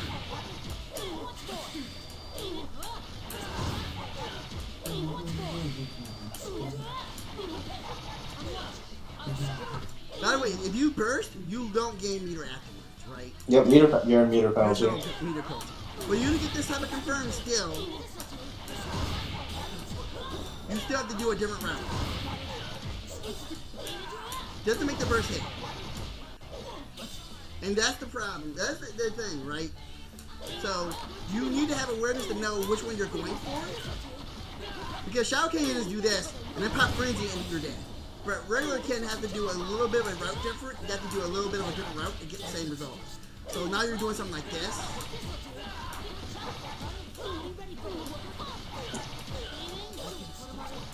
Now, Axis. Yeah. Would you say generally? Would you say that Shadow Frenzy is stronger than OMB in like 5 out of 7 cases? What's wrong? Like 5 out of 7 cases. Honestly, they're almost the same most of the time. Because you can do something like this, right? Yeah, you dished it. You can blow someone up with O and B, sure. It's just a lot easier to do it with Shadow Frenzy and it's unburstable. Yep. The takeaway is Shadow Frenzy is unbreakable. But the issue is, if you're in a situation where you go, damn, I might lose, you'll blow your burst and you don't have access to that. But Shadow Frenzy, you're more likely to hold that burst because you know if you get a touch, you win. Like, you could even do something like this off of OMB, really. Yes, my bitch. Oh yeah, this shit. Yeah. You can literally do something like this. Actually, hold on. I think I have a route posted when I had something. I think I have a route posted with that. The difference is when Shadow does it, it's unburstable. Yeah. If Shadow does that, it's Normal, unburstable. yeah. There's also some skullduggery that only Shadow can do. Like, Shadow can actually one more bird, you get Hot Frenzy, and you lose from this hit. There's Frenzy, Frenzy, Micro Dash, Sweep, SB Pull. You can do something like this on Frenzy, and then win the game, but it's a lot harder to do with regular King. I got this straight hit. See? Yeah. And that's like things you have to take in mind. But if you want your burst freedom, you got it. You can go burst. You go fuck it and just go burst people like I got 100 meter. I'm an asshole now. And what you do with your 100 meter, you start spamming dog. You start abusing this. Like this puppy is now doing awful things to your opponent. Plus, regular Ken has the advantage of just straight hurting people. Yeah, because even then the scope. Then you have a little. Then we can get to the cool stuff with the mid-screen dog on the opposite side. Fire. Remember that round I showed you earlier? Look at the damage now. Oh, you did V-Cross? Oh, yeah. Yeah, on Shadow Ken, that's like 5k, but on regular Ken, that's 5.5k. Yeah, if you add the two C, you can add a 2C to do like another 200 extra damage. I want to say before the cross. I also didn't mention it before, but the B version of Cross and the Awakening Super are slower. But the B version do more hits here, and this just does slower but does more damage. Just straight up more damage. Yeah. What's crazy is the SB version of this move does even more damage. That's the crazy part. Yep, it's as fast as the A version, but it does more damage than the B version. Bro, I had to tell Gold because Gold thought SB did the same damage as B. I'm like, no. To be honest, I thought so too. But then I told y'all to look at the minimum damage. You're like, wait a minute. Yeah, I look at the minimum damage too. Yeah, holy. That was jump to B. Oh yeah. So yeah, once you get to Awakening, this super is actually can literally take lives. He kind of becomes Narukami in that way where every straight hit can just beat to death. Like Access, remember when I fought Deus in the 2v2 and I did that the AOA route? Fucking goofball. Bro, the funny part is I did D-Cross. That's the only reason to kill. Is there anything else that we should know? What about anti-airs? I talked about it earlier, but your best anti-air is going to be 2C, when someone's being silly, jump A preemptively, sometimes you get away with jump B because it's a fly swatter, and the worst one is 2B, because 2B is only good if someone's super jumping on them. And they're not like named Naoto or Dachi or Margaret. Or any character with big, normal that goes downward, that will slap you. Like if it's a character like that, you're much better off just doing roll 2C and getting out of that situation entirely. Yeah. And the air throw. Air throw is actually a pretty good option. You gotta be ready to combo after on counter hit. On regular hit, you don't get a lot on it.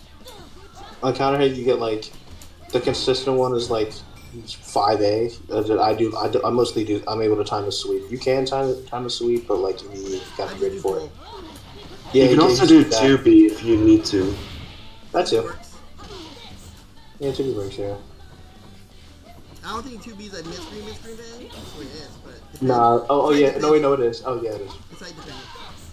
It should work here. Oh, yeah, that does work. You have to do like 2B A pull. Yeah, I mostly do sweep. Yeah, he's one of the few characters who can combo after a counter hit throw.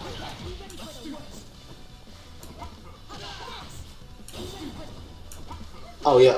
I've killed people off of an air throw sweep. It's so funny, bro.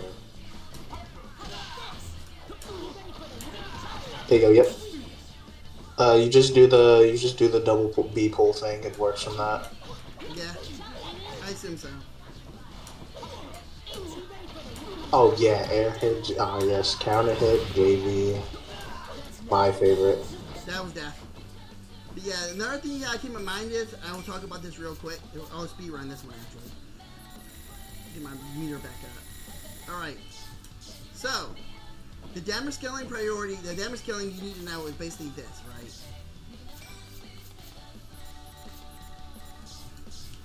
Two B, jump to B, moves 2B, jump to B, jump B, they're all good. Then right below, like in that same sphere, sweep. Oh, and JA. Oh, JA is also in our top 3 starters. And JA's up there too. And then if you go on the lower spectrum, it'd be like 5A. Oh yeah, and 5C too. 5C and 2C. Yeah, 5C. Yeah, they're surprisingly good starters. You wouldn't like. Low key, our best starter is the second half auto combo. That is our best starter. Yeah, that's universal. It's a universal mechanic. Universal thing. Everyone's best starter is the second half auto combo. No reason. I guess you should have been blocking better. But if you get a second half auto combo, you're gonna bite the dash. You were mashing something. But that is a frame trap. 5AA is a frame trap by itself. Yeah, you can super delay this. See. Especially if you're like, I know it's off topic, but especially normal analysis. Normal analysis is broken as hell. It's a low that she can jump cancel and have an unlimited stagger window. It's crazy. All right. So I think I covered almost all the important stuff, but now we're gonna talk about some other things we need to talk about. For example, I'm gonna finally say we're gonna have the burst conversation. You guys suck at bursting, okay?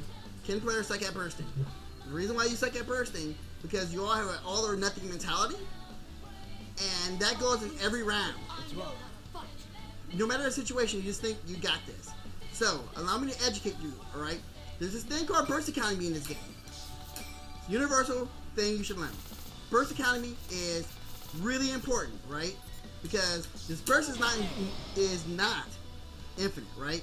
So when you're on a defense and you burst. Blue burst, yep, new blue burst, yep.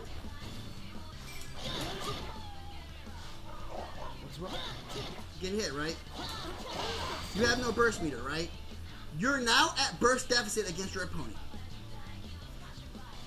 If your opponent bursts you, you are now burst positive, okay?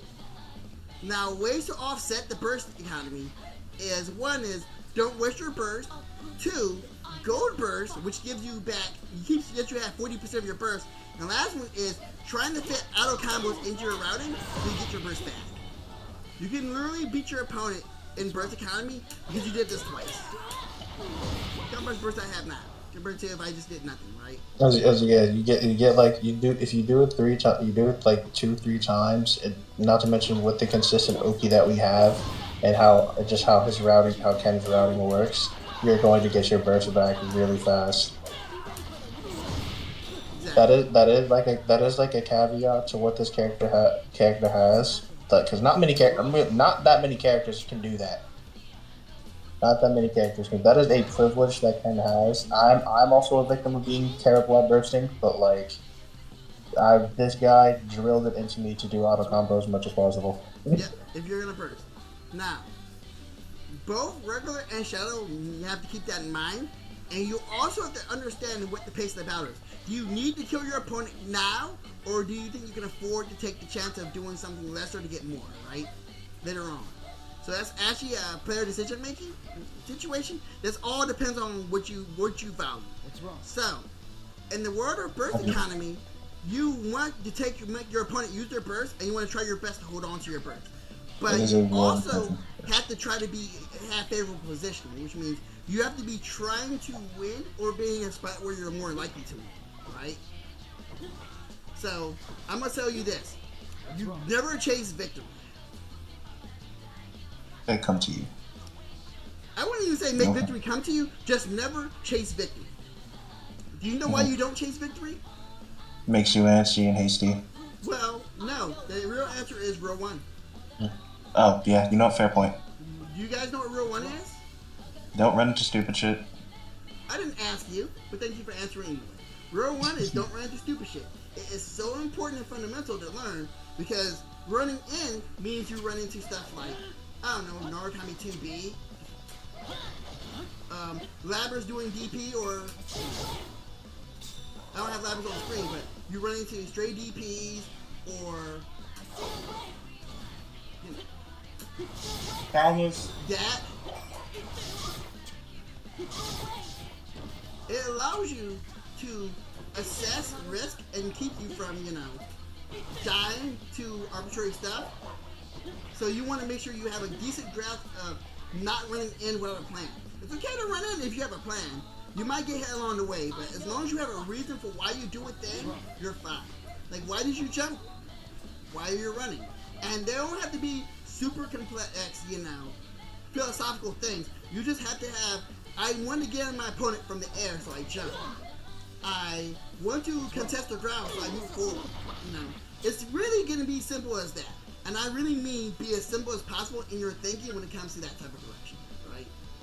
Same thing with your burst. My opponent has a burst on me, and I'm getting hit. I don't want to lose, so you burst, right? The reason why you burst is because you don't want to lose, right? Right? What's wrong? Mm-hmm. That's the reason why you burst. I don't want to lose. But you have to think about when are you going to lose and how you're going to lose. Are you losing because this combo is going to do 70% of your health? Or you just feel like the next hit was going to kill you? Or put you in a bad situation? That is what the burst economy is all about, is to being mindful of the reason why you burst. And that comes down to what you value as a player. You might value the idea of being maintaining momentum, so you'll do what they call the insurance burst, where you use the burst to actually maintain momentum to get the win. Or you might have the I got this burst, where you're at 10% health, your opponent's at 90% health, but you think you're a run back guy. We like to call those hero burst, or I got this burst, or another name for it, the Cali burst, right?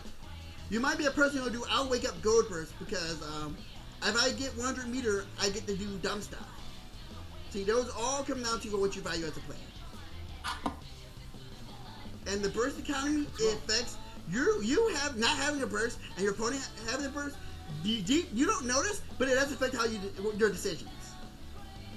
It affects if you want to go for a max optimal. It affects if you prefer to go for Oki. Like, there's a way of playing where you play in a way where your opponent doesn't think to have a reason to burst. So, if you're out here just doing, I don't know, auto combo, right?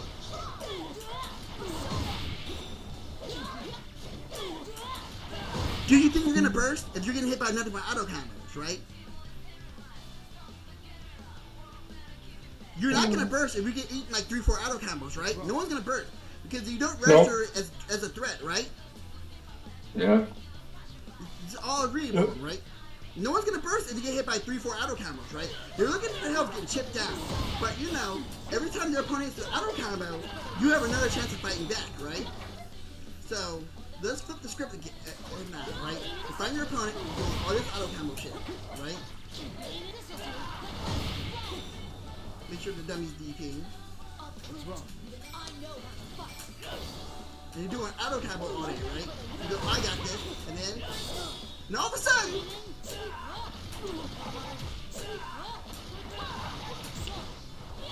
So this fair around, what to do? Now you're pretty much dead. now you go, huh? Maybe I should have used my burst, right? It's no longer this. Your opponent's actions will influence how you go about the game at this point. They were doing something like this all day, auto combo you, whatever, garbage, and then all of a sudden they start doing actual roll combos. Now you have a reason to burst, right? They gave you a justifiable reason to go, oh snaps, there's a threat. Say if you're going out the gate. Like, I have people who will burst the moment I do Oki on them. The moment they get hit by this, they burst. Because in their mind, they know the next hit probably will be just as bad, if not worse than the next hit, right? And your opponent's habits and how they play will change your mindset on bursting.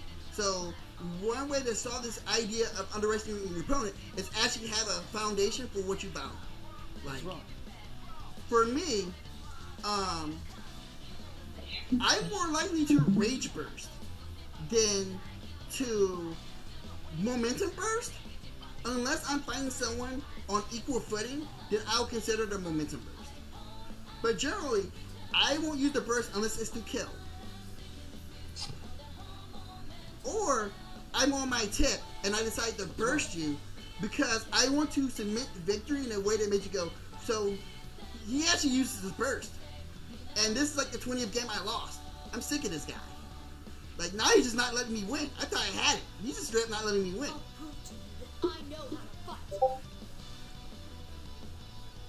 What's wrong? You're so right, Chris. You're so right.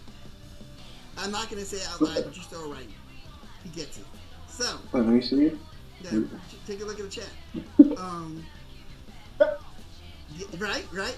So, you have to think within yourself, what do you value? And it doesn't need to be complex or deep. The moment you start thinking of things are complex or deep, you already fucked up. You made a mistake. I'm going to tell you right now, it's not that deep. It's never that deep. It's never going to be that deep. Don't make it complicated. Mental stack is real, but mental stack is more of being overwhelmed with your opponent's ability to do things in different ways. That's where mental stack comes from. You think mental stack, it's cold. Yeah, you think mental stack is just like my opponent can do 17 things? No, it's more like my opponent rolls me 3 options, and I have to figure out which one's the most likely one he'll do. That's it. There's not going to be. He can do 17 different things to you, but realistically, the only ones you have to focus on is the 3. And then every now and then he'll do option number 4, and you weren't ready for option number 4. And this is how it is. It's never that deep. If you want to reduce mental stat, I'll give you an example, right? Get an example. Real easy. I think 2A over, right? What can I do off of 2A, right? I'm doing 2A. I can do 2A into another 2A. I can do 2A into 5C. I can do 2A into throw. I can do 2A into 5C. I can do 2A into 5C, jump over, or 2A, like roll. Then I have this one, and I can do that. I can even do this. Right? So, you see there's like a bunch of options, right? And you go, oh my god, you can do so many things to me. It's so hard, it's so frustrating. But consider this, right? What if the only things you want to actually look for is 2A throw, 2A roll 5C, and 2A. Nice. Man, he's very likely to do 2A, and he's also likely to do 2A throw. And then all of a sudden, if you want to take a throw, you beat the roll, right? So now you're thinking about those things. I gave you 2A, 2A roll, and 2A throw. Those are 3 things you only have to pay attention to. In your mind, you only pay attention to those things, right? And then, I don't know where, on odd occasion, I do this. Now, what happened here is, I had to find a way to actually make you stop looking for these 3 things. This is what mental stack is. Right? I need you to stop hard focusing on these 3 things because you know how to beat these things and you're looking for them.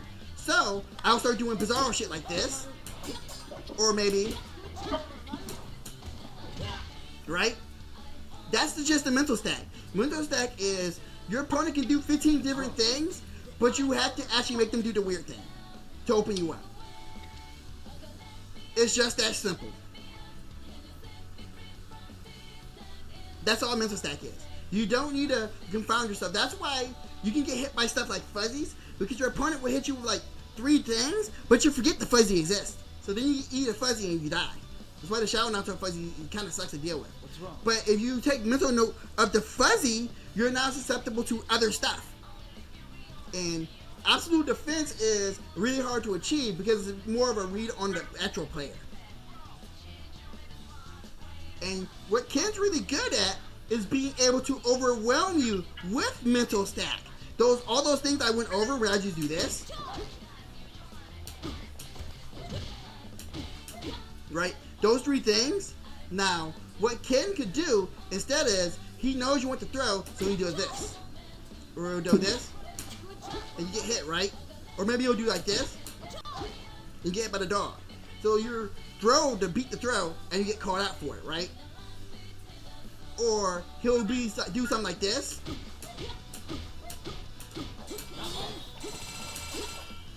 And then all of a sudden you go, oh shit, I'm blocking.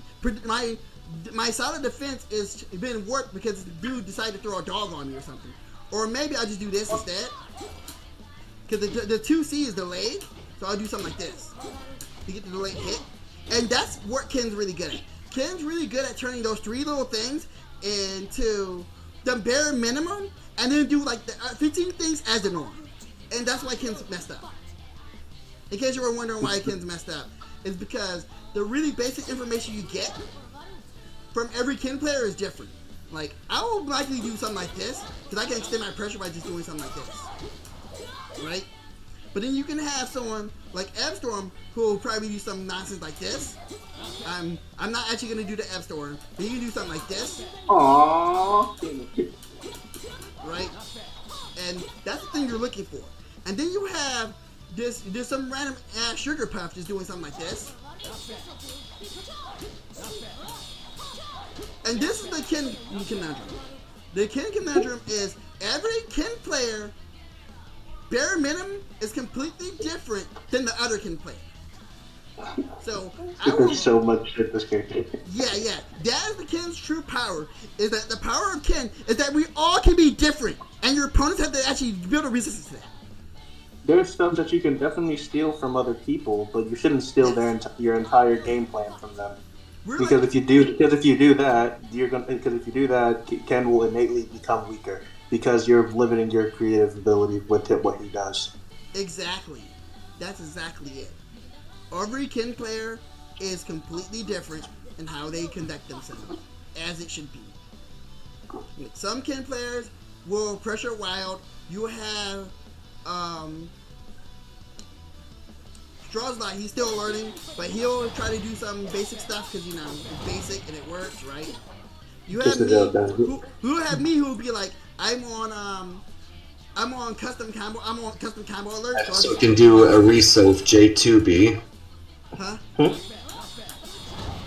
You know, when I do air JB to air J2B, I would do the usual combo, but instead of letting it go off as normal, it ends early, and I capitalize it by using it and turning it into an air reset. There you go. Yeah, exactly. Now you're starting to get it.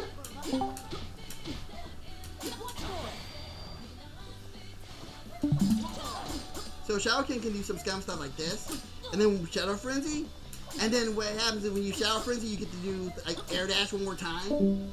Really You get to air dash. You- You get to air dash one more time, and then actually you do the gold where you do two A, 2B frenzy, 2B, Yep. fucking Beyblade.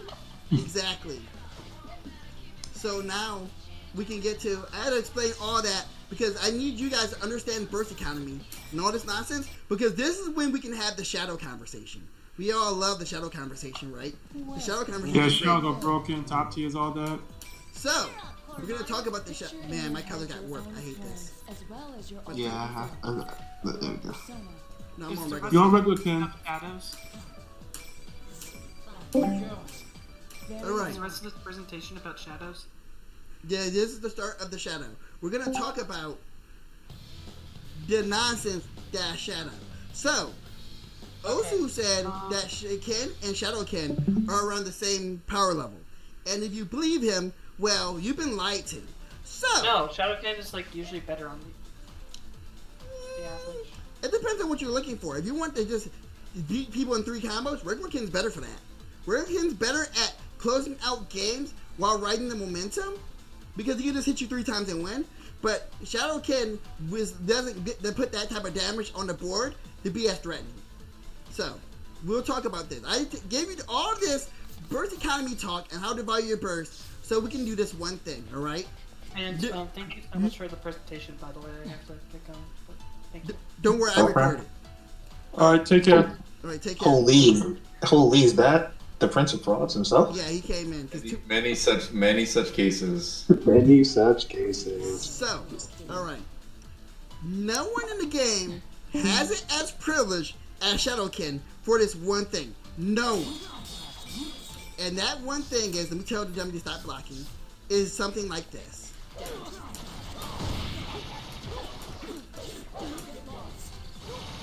I did it wrong, by the way.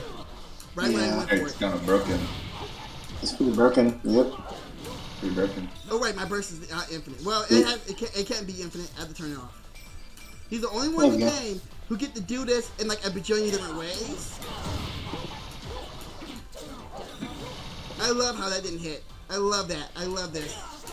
I love when I'm on stage and now I mess up.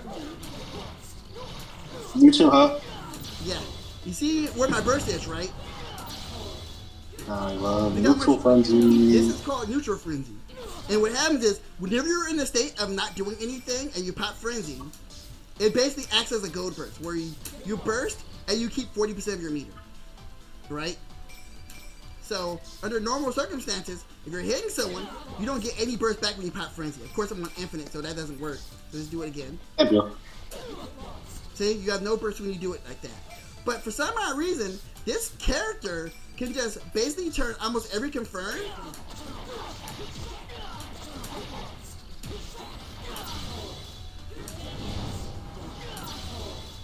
into a frenzy. Axis, don't forget the SB Fire auto combo. So you got even if you neutral frenzy, you get some of your rush back. Yeah, that was Agitech Gold found. Yeah, He's bro. he's literally the one who found that shit. I messed up that one. My burst is off again. Because for the sake of example, I have to have the burst like this.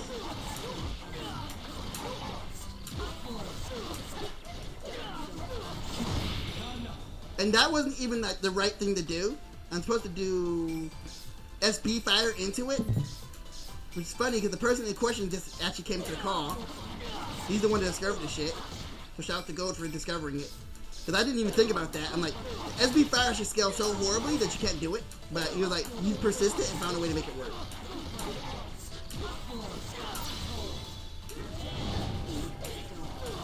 I'm gonna play a throw combo, I'm pretty sure. Yeah. It's mainly best Do the highest damage too, which is so funny.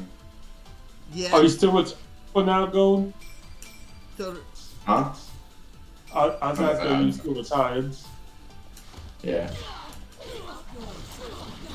the main reason you do it is to cheat more burst out before you kill someone. So you only want to try to squeeze that cheese in if the skeleton's good and you can kill him. So there are situations where it's good to do it. This is like me being a ghetto example.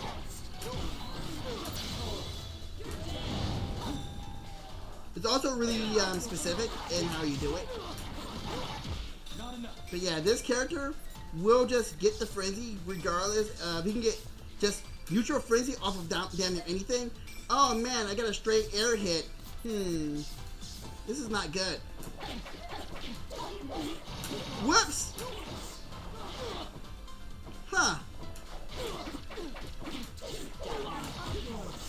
I like how that dropped. That was gonna be a frenzy there too. And that's what makes Shadowkin so good. Shadowkin has access to this super all the time, and that's really good. But being able to just convert almost anything into the Shadow Frenzy stuff is actually broken. And no one else got it better than Ken at that. Than Shadowkin specifically at that. Like, yeah, Mitsuru can touch a death you, but she can only do it in like one or two situations. Shadow Naruto needs like very specific things for that as well. Yeah, Naruto needs to hit Blight. Yeah, Shadow Chie also needs to land like very specific stuff for that, like hyper specific. But you know what? Regular Ken? How funny. It'd be like, how funny. Oh. Hey, does this Shadow I guess have something for neutral frenzy as well? Yeah, she does make it out. She does make it out flame, and then she just does it. That's honestly the best first point for it too. Yeah, because I dual main her along with Murakami. Murakami can also do it, but he does it off of D Zeodine. So he'll do deal Zeodine in a combo, and then he'll pop the frenzy, and then he'll do the rest of the combo, and then you die.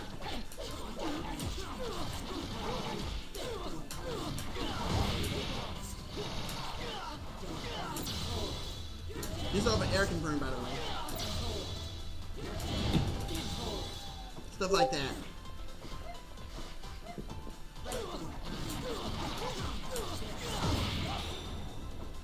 Hell, you can even do off of air throw if it's counter hit. Honestly, if you get an air throw, you can just do. Oh, I don't have to burst it.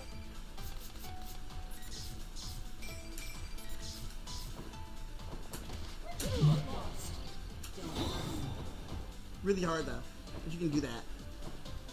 So this is the reason why I gave you this burst economy talk is to make you think, man, you can just do whatever you want. But with Shadowkin, you have ways to just cheat out for your next frenzy the next round. You can just cash out now, and you probably won't lose much damage to do it later. It's actually like baffling that he gets away with this crime. He's like the only character who can get away with it on this level. No one else gets that. Like, think of a combo. Like, I could just do this. This, by the way, this is actually a neutral frenzy combo as well. See? That is literally what leads to a neutral frenzy. And you can still combo afterwards. You can be like, the dog hit in a really funny way. You can do something like, if you, in theory, you can do something like this. And still get a frenzy. You might not get combo afterwards, but you can. If you want a combo, you have to do something like this. Whoops.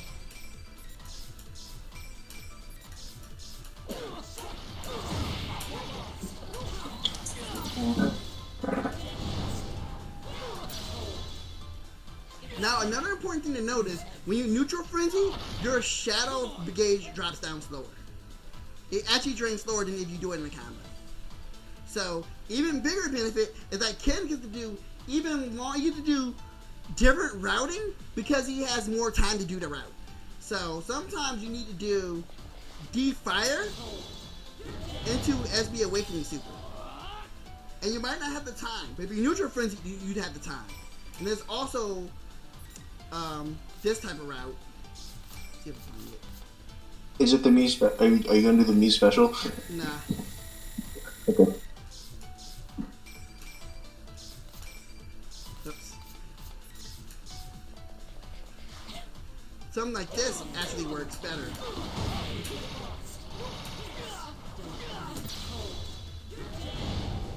Oh, this one. Actually, Yep. I did try to do it. I lied.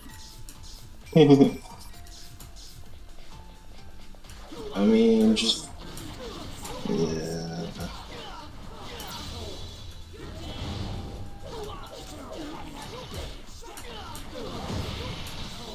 This combo would not work. If you do double fire into this combo would not work unless you're neutral frenzy. You just don't have enough time. Mm-hmm. Unless you like do it in the middle of the route, you won't have enough time.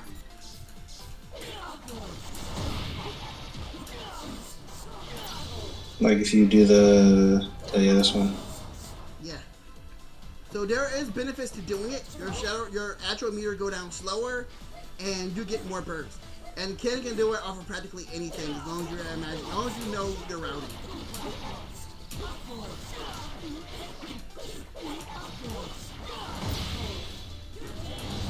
No reason to do that, but you can do it. With neutral frenzy. If you do that, you have to do it. You'd have to do another pull. Yep. So.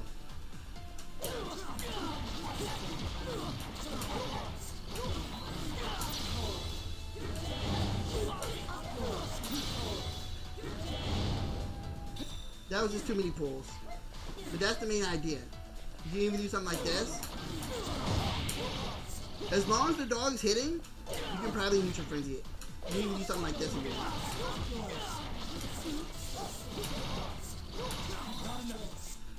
And that just works. You can just neutral frenzy that. And then you go, man, what about heal routes, right? Someone asked about heal routes. So, for a heal route,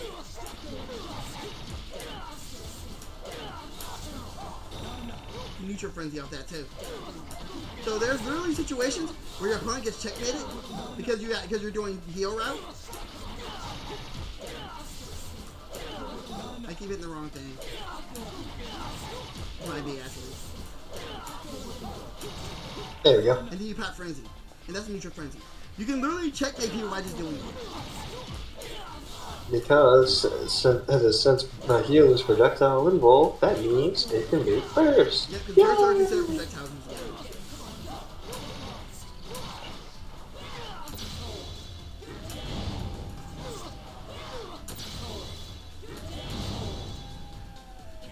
And no one else got it better than Ken.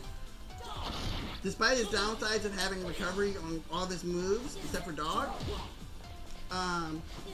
he has the privilege, the actual literal privilege of being able to pop frenzy and it being neutral whenever he feels like it. It's actually really insane that he can get away with that super crime. But that's what it is, it's a super crime. I like how that did not combo because of that lag spike I experienced.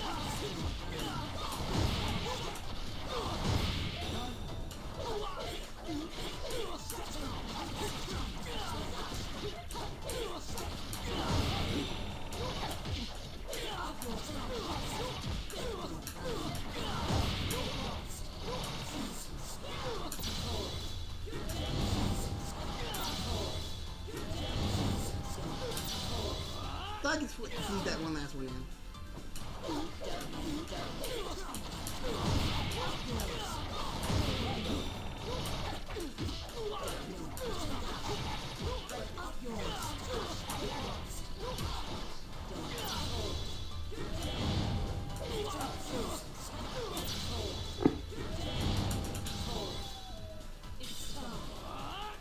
I love being greedy on my combos and dropping. But yeah, that's this type of situation Ken can put you in.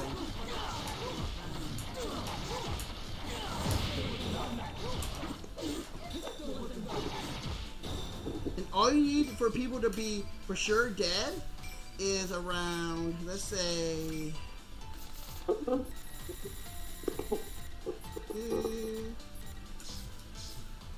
that's too much. Let's say around, this is about the range you get if you want to delete someone with Shadow Frenzy. You have 100 meter. Off of like a jump A, this is like 6k.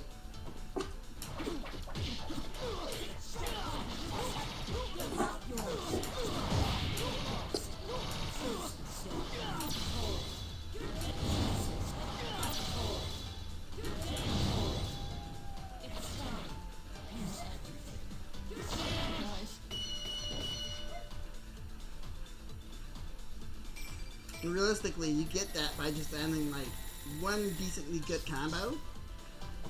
Something like this can do it. Or maybe you actually land this combo.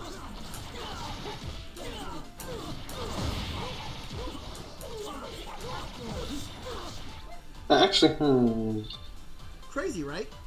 Wait, can't he do the? So the heal 2C neutral frenzy thing that we stole from Shaka Netsukun? Can you do that? Can we do more from that? Probably not, because you did it. Probably not, right? Nah. Had a feeling. And there's also some reason I had to figure out how to, for myself, I need to know how do I get max damage in the corner? And look, look at that, where that health value is. Look like someone who can die from that.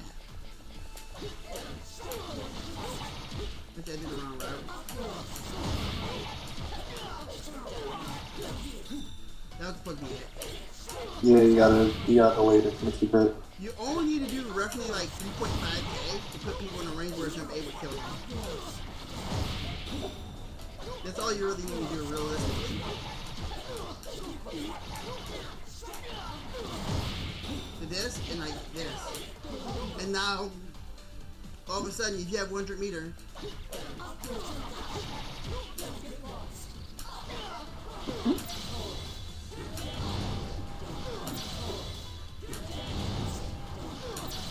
and by the way, if I had neutral frenzied it, I would need less meter to do it. Yep. Literally, if I had neutral frenzy, I wouldn't need as much meter.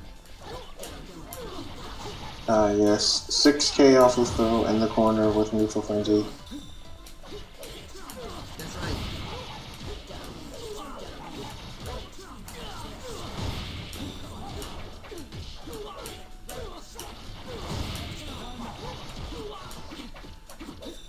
I love that. I love that lag spike.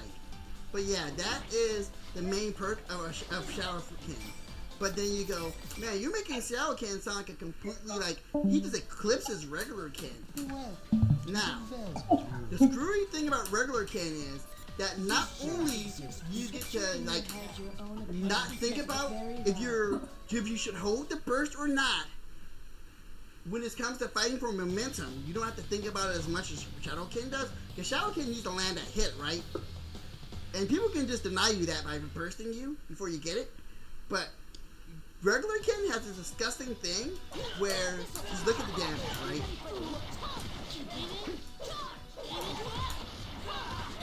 I didn't even do the follow-up, but that was like 2.9, right?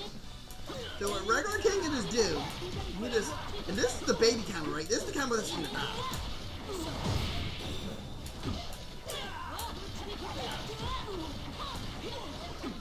None of that has crazy stuff I would do, right?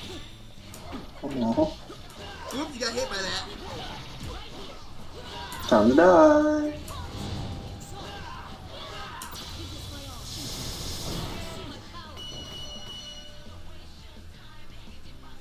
That was no awakening secret. I didn't add awakening secret. Or the worst thing that happens, your opponent does a DP, right? Make sure.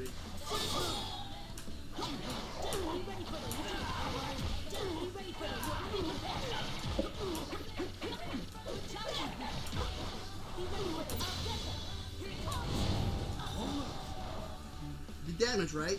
And that's not even optimizing my combo. I didn't do awakening or nothing. And that's what's crazy about regular Ken, is that he can just pour that damage out on you without having to think about it. But then if you want to go further and optimize it,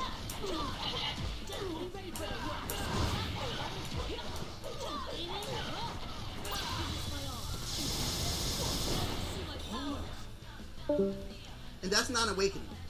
But look at how much damage he took, right? Look at that. What the heck was that? The worst part is D-Fire does more damage than D-Fire. Stupid.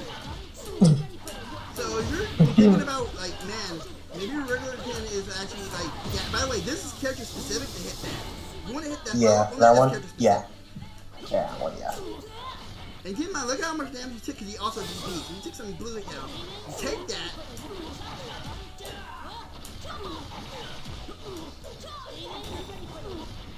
And this is like all optimal damage, by the way. Like that is like the most damage I got from just 2B. From 2B. Mind you, it's a little bit of a challenge of a combo to do, but if you learn it, You can add Awakening Super, look at this. You will literally win rounds off of that. You will literally win rounds. Look at how much health he has left. If you hit someone with that at 50% health and you're Awakening, you're probably winning a round. That's no joke. So that you might be thinking, And that's only with 50 meter. And that was 50 meter because I was an Awakening.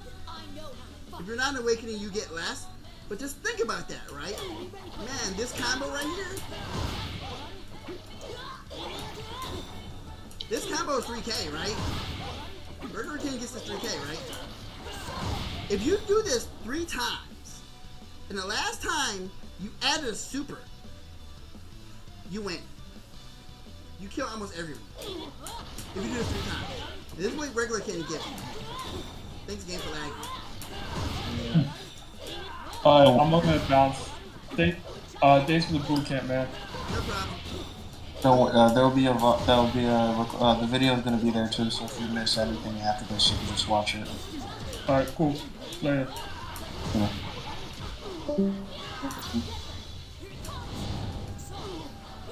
I have a quick question for the DP punish right on regular Ken. Yeah. So let's say Ken's DP, for example, right? When punishing that, it's a little more difficult compared to Narukami's DP because of the ways he has to, well, not ways, multiple, but he can cover it with like fire, and that makes it a lot more difficult to get the 2B starter, especially the way it's shown in the combo, where you can do like 4K meterless. Oh yeah, okay. So I was just wondering. Oh, that's a good question. All right. Oh yeah, how to punish DP. You can't always punish everyone's DP the same way. That's a really good question. Some characters you have to use 5B instead, which stunts your damage. Especially if they're air. Like, Yukari, you're not going to consistently get 2B on her. You're going to have to get like 5B or A pull on Yukari, right? But there's characters who just stand around and they're just begging to get 2B. But in the case of Ken, you have options, alright? We'll go over them real quick. Find Ken, like a DP.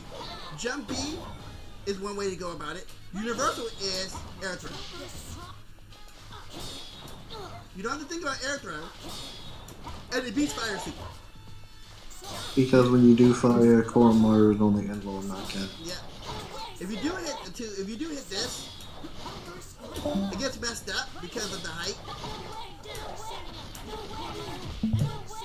And also, if Koromaru gets hit, he actually screws with the timing a little bit. So you can just do something like this.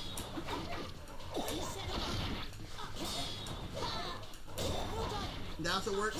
Yeah, it'd have to be something like that, yeah. If you want to be cutesy. But, universally, it's air throw him. It's less brain power just air throw him, honestly. Yeah, you can do JA too, but Yeah, you can also do jump A. But you see they take out before they actually hit the ground. yeah. So now You'd have to do yeah. If you do the JA, you have to do the double jump. Yeah, you have to do shit like that. Yeah. Yep, and your opponents are all can actually win. Depending on where their Koromaru is, it can actually get ruined.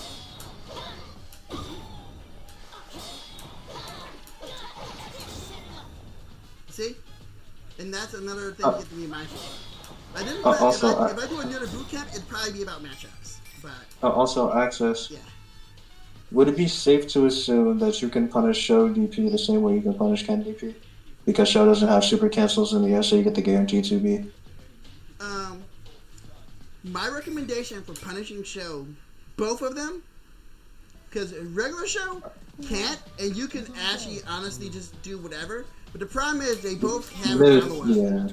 Yeah, the follow-up. And plus, Minezuki has wings, even if you don't do the follow-up. But, for the sake of the conversation, right? For the sake of it. My general belief is when you're fighting both those characters, Narukami and Sho, including Narukami as well. Yeah, because they both have 10 framers, Block right? the DP, right? Say if you block it like right here, you roll behind them, you can't do anything about it. Or my best solution is just make them whip the DP, so you don't have to worry about any of that nonsense. Yeah. Is Ken too slow to run under and do a 2v? You can do that. Yeah. That's how a lot of other characters will do it. Yeah, you can do that. Yeah. Like, especially recently, since, you know... Actually, is 2B you guys' best starter? It's Like, one of her Risa- best starters, but if in this situation you would 5C with Rise. Gotcha. Alright. So, there is another funny thing you could do outside of running up, because I do like to run up. Sometimes I prefer to roll, but you can run under people, and it's best to actually run under these characters, so they don't do nonsense to you. The last thing we'll go over is the combos when the dog is dead. Sometimes your dog is dead, right? You got a combo. Now, if your opponent, you need to know how to cheese for your dog. Oh, yeah, cheese for the timing, yep. Cheese for the dog, baby. Right? Your opponent's standing, and you get like this, right? You're like, damn, what do I do? That doesn't work, right? That only works crouching. So generally, one more. If you land that, you can one more it. Go away, dog. I hate that. Actually, if anything, you can just kill him real quick. Yeah, if I reset, it goes away, right? So if the dog is dead, that's the solution. You also have this one as a solution if your dog is dead. It's also a solution. You could do SB. Let me kill the dog real quick.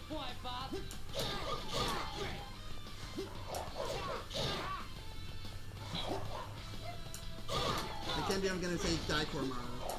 Die Kormaru. We need true data. The dog dead, you can do something like this. Oh, that didn't work. That's a little upsetting. Game lag. The game actually lagged when I actually went for a power combo. And no, I don't. I wish. Wait, actually, there's no character-specific settings for Kormaru to be dead, right? Huh? There's no character-specific settings for Kormaru to be like dead, right? No. Yeah.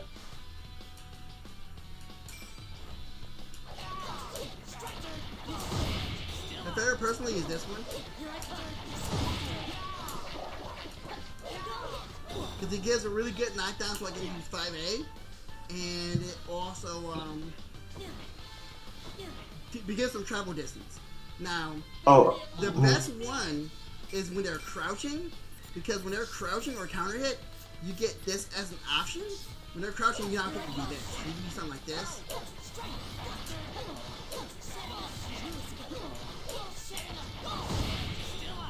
That stalls for dog pretty decently. I mean, I prefer to not spend 50 bar to stall for dog, but if you're a regular kid, you know, you're getting damage on this, so... Right? Yeah. You do like, that. Yeah, shit like that, yep. Yeah, you only realistically need to have 100 meters to new people with regular kin, so...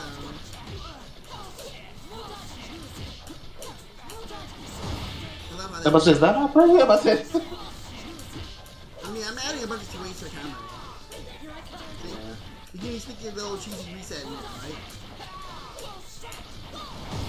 And then the mother load combo, my favorite one, is involving the sweep.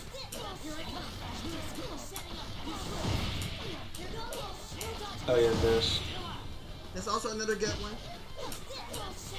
Like, I love doing confirms like this.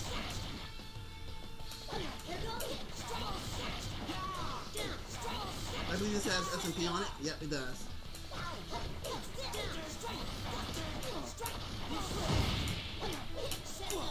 I love the lag ruin my micro dash, but it's okay. I'll forgive it. As a fun fact, you can even do it in the corner. Like this thing as a concept is pretty good in the corner. But only in the corner.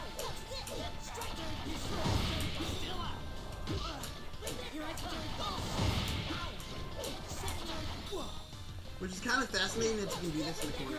But only on this side of it. And it's kind of worth doing as regular King because the damage is pretty good. Look at that.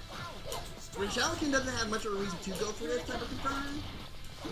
The regular King? You know, dog's dead. Why not, right?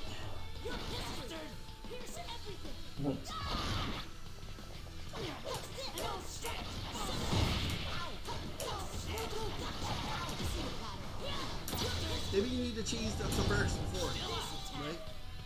Oh, don't worry, they're not punishing that. I lied. If they don't end up blocking it, they can get punished. Look at the damage on that. That's why regular Ken's good. Look at that. No straight hit. Did you believe in 1.1 the damage was actually higher? He got more damage. He actually got nerfed. He got more damage and had way better stuff play. Yeah, his damage, he's actually like really broken in 1.1. People want to go back to 1.1 don't know what they're talking about. They don't want to go back to 1.1. They think they do. They think they want to go back to a game where Ken is better. I mean, Yukari's worse, but Ken is better. And Yosuke's better in that game too. Okay, Ken is better, Narukami and Yosuke are better. Like, this combo, this one right here, isn't that just straight up like 4K? It's 4.2K on counter hit.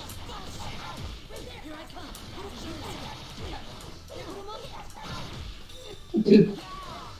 This combo right here, let me actually do the proper route. This is 4.2K in the previous game. That was 4.2K. And you get to do this and push it up to like 5K. So this super did more damage in 1.1. It scaled better in 1.1. And people want to go back to that? Funny. People want to go back to when Thunder Rain actually did damage. Crazy work. But yeah, I think that will conclude it for the boot camp for today. The next time I do a boot camp, we'll talk about a few matchups. I'm gonna have to break this shit down slowly.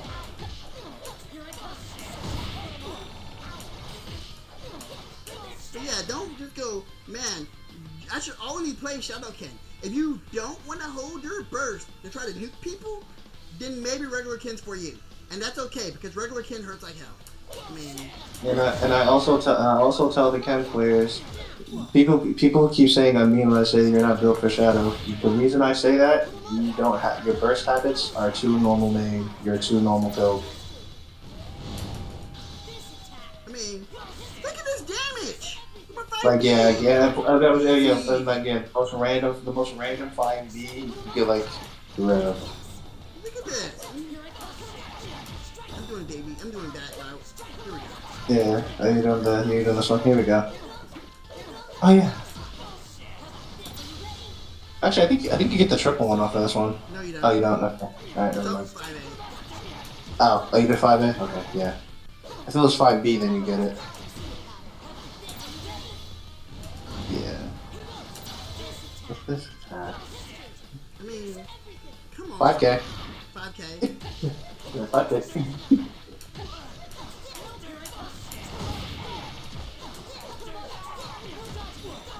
That was bound to drop. It's really annoying.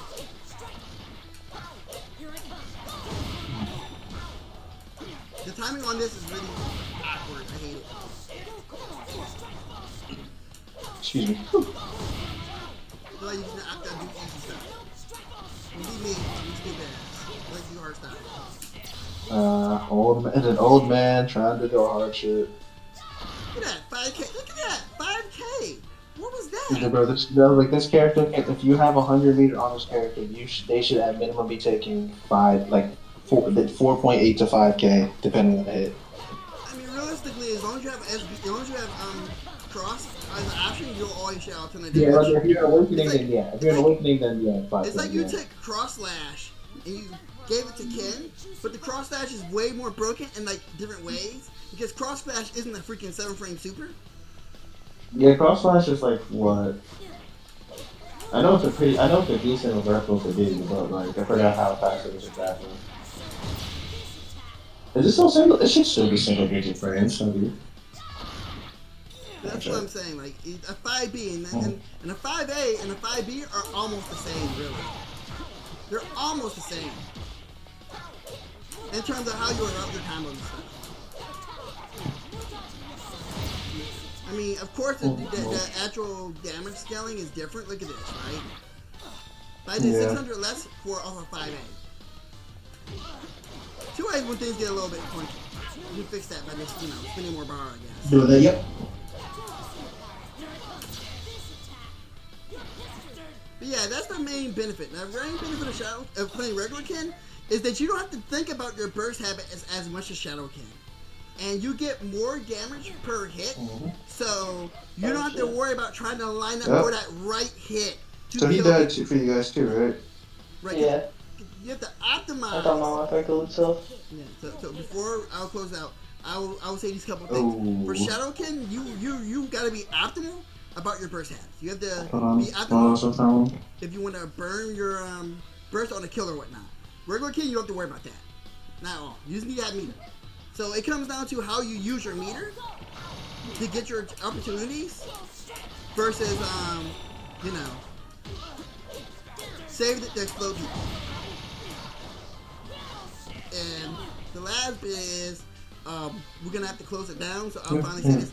Thank you for coming. We've been here for like, I don't know, 3 hours, so I mean, I think it would have had to be done anyway, but yeah, it's gonna be a pain in the ass to upload probably, but I'm thankful for y'all showing up and listening to me ramble for like, I don't know, too long. I became Osigure for a day. So with that said, before we bounce, any questions? This is the last time for Q&A. I disconnected from Discord. I can't believe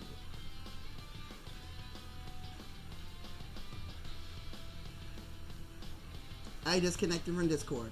Well, I guess no more Q&A, so I'm gonna shut it down. I'll see y'all later.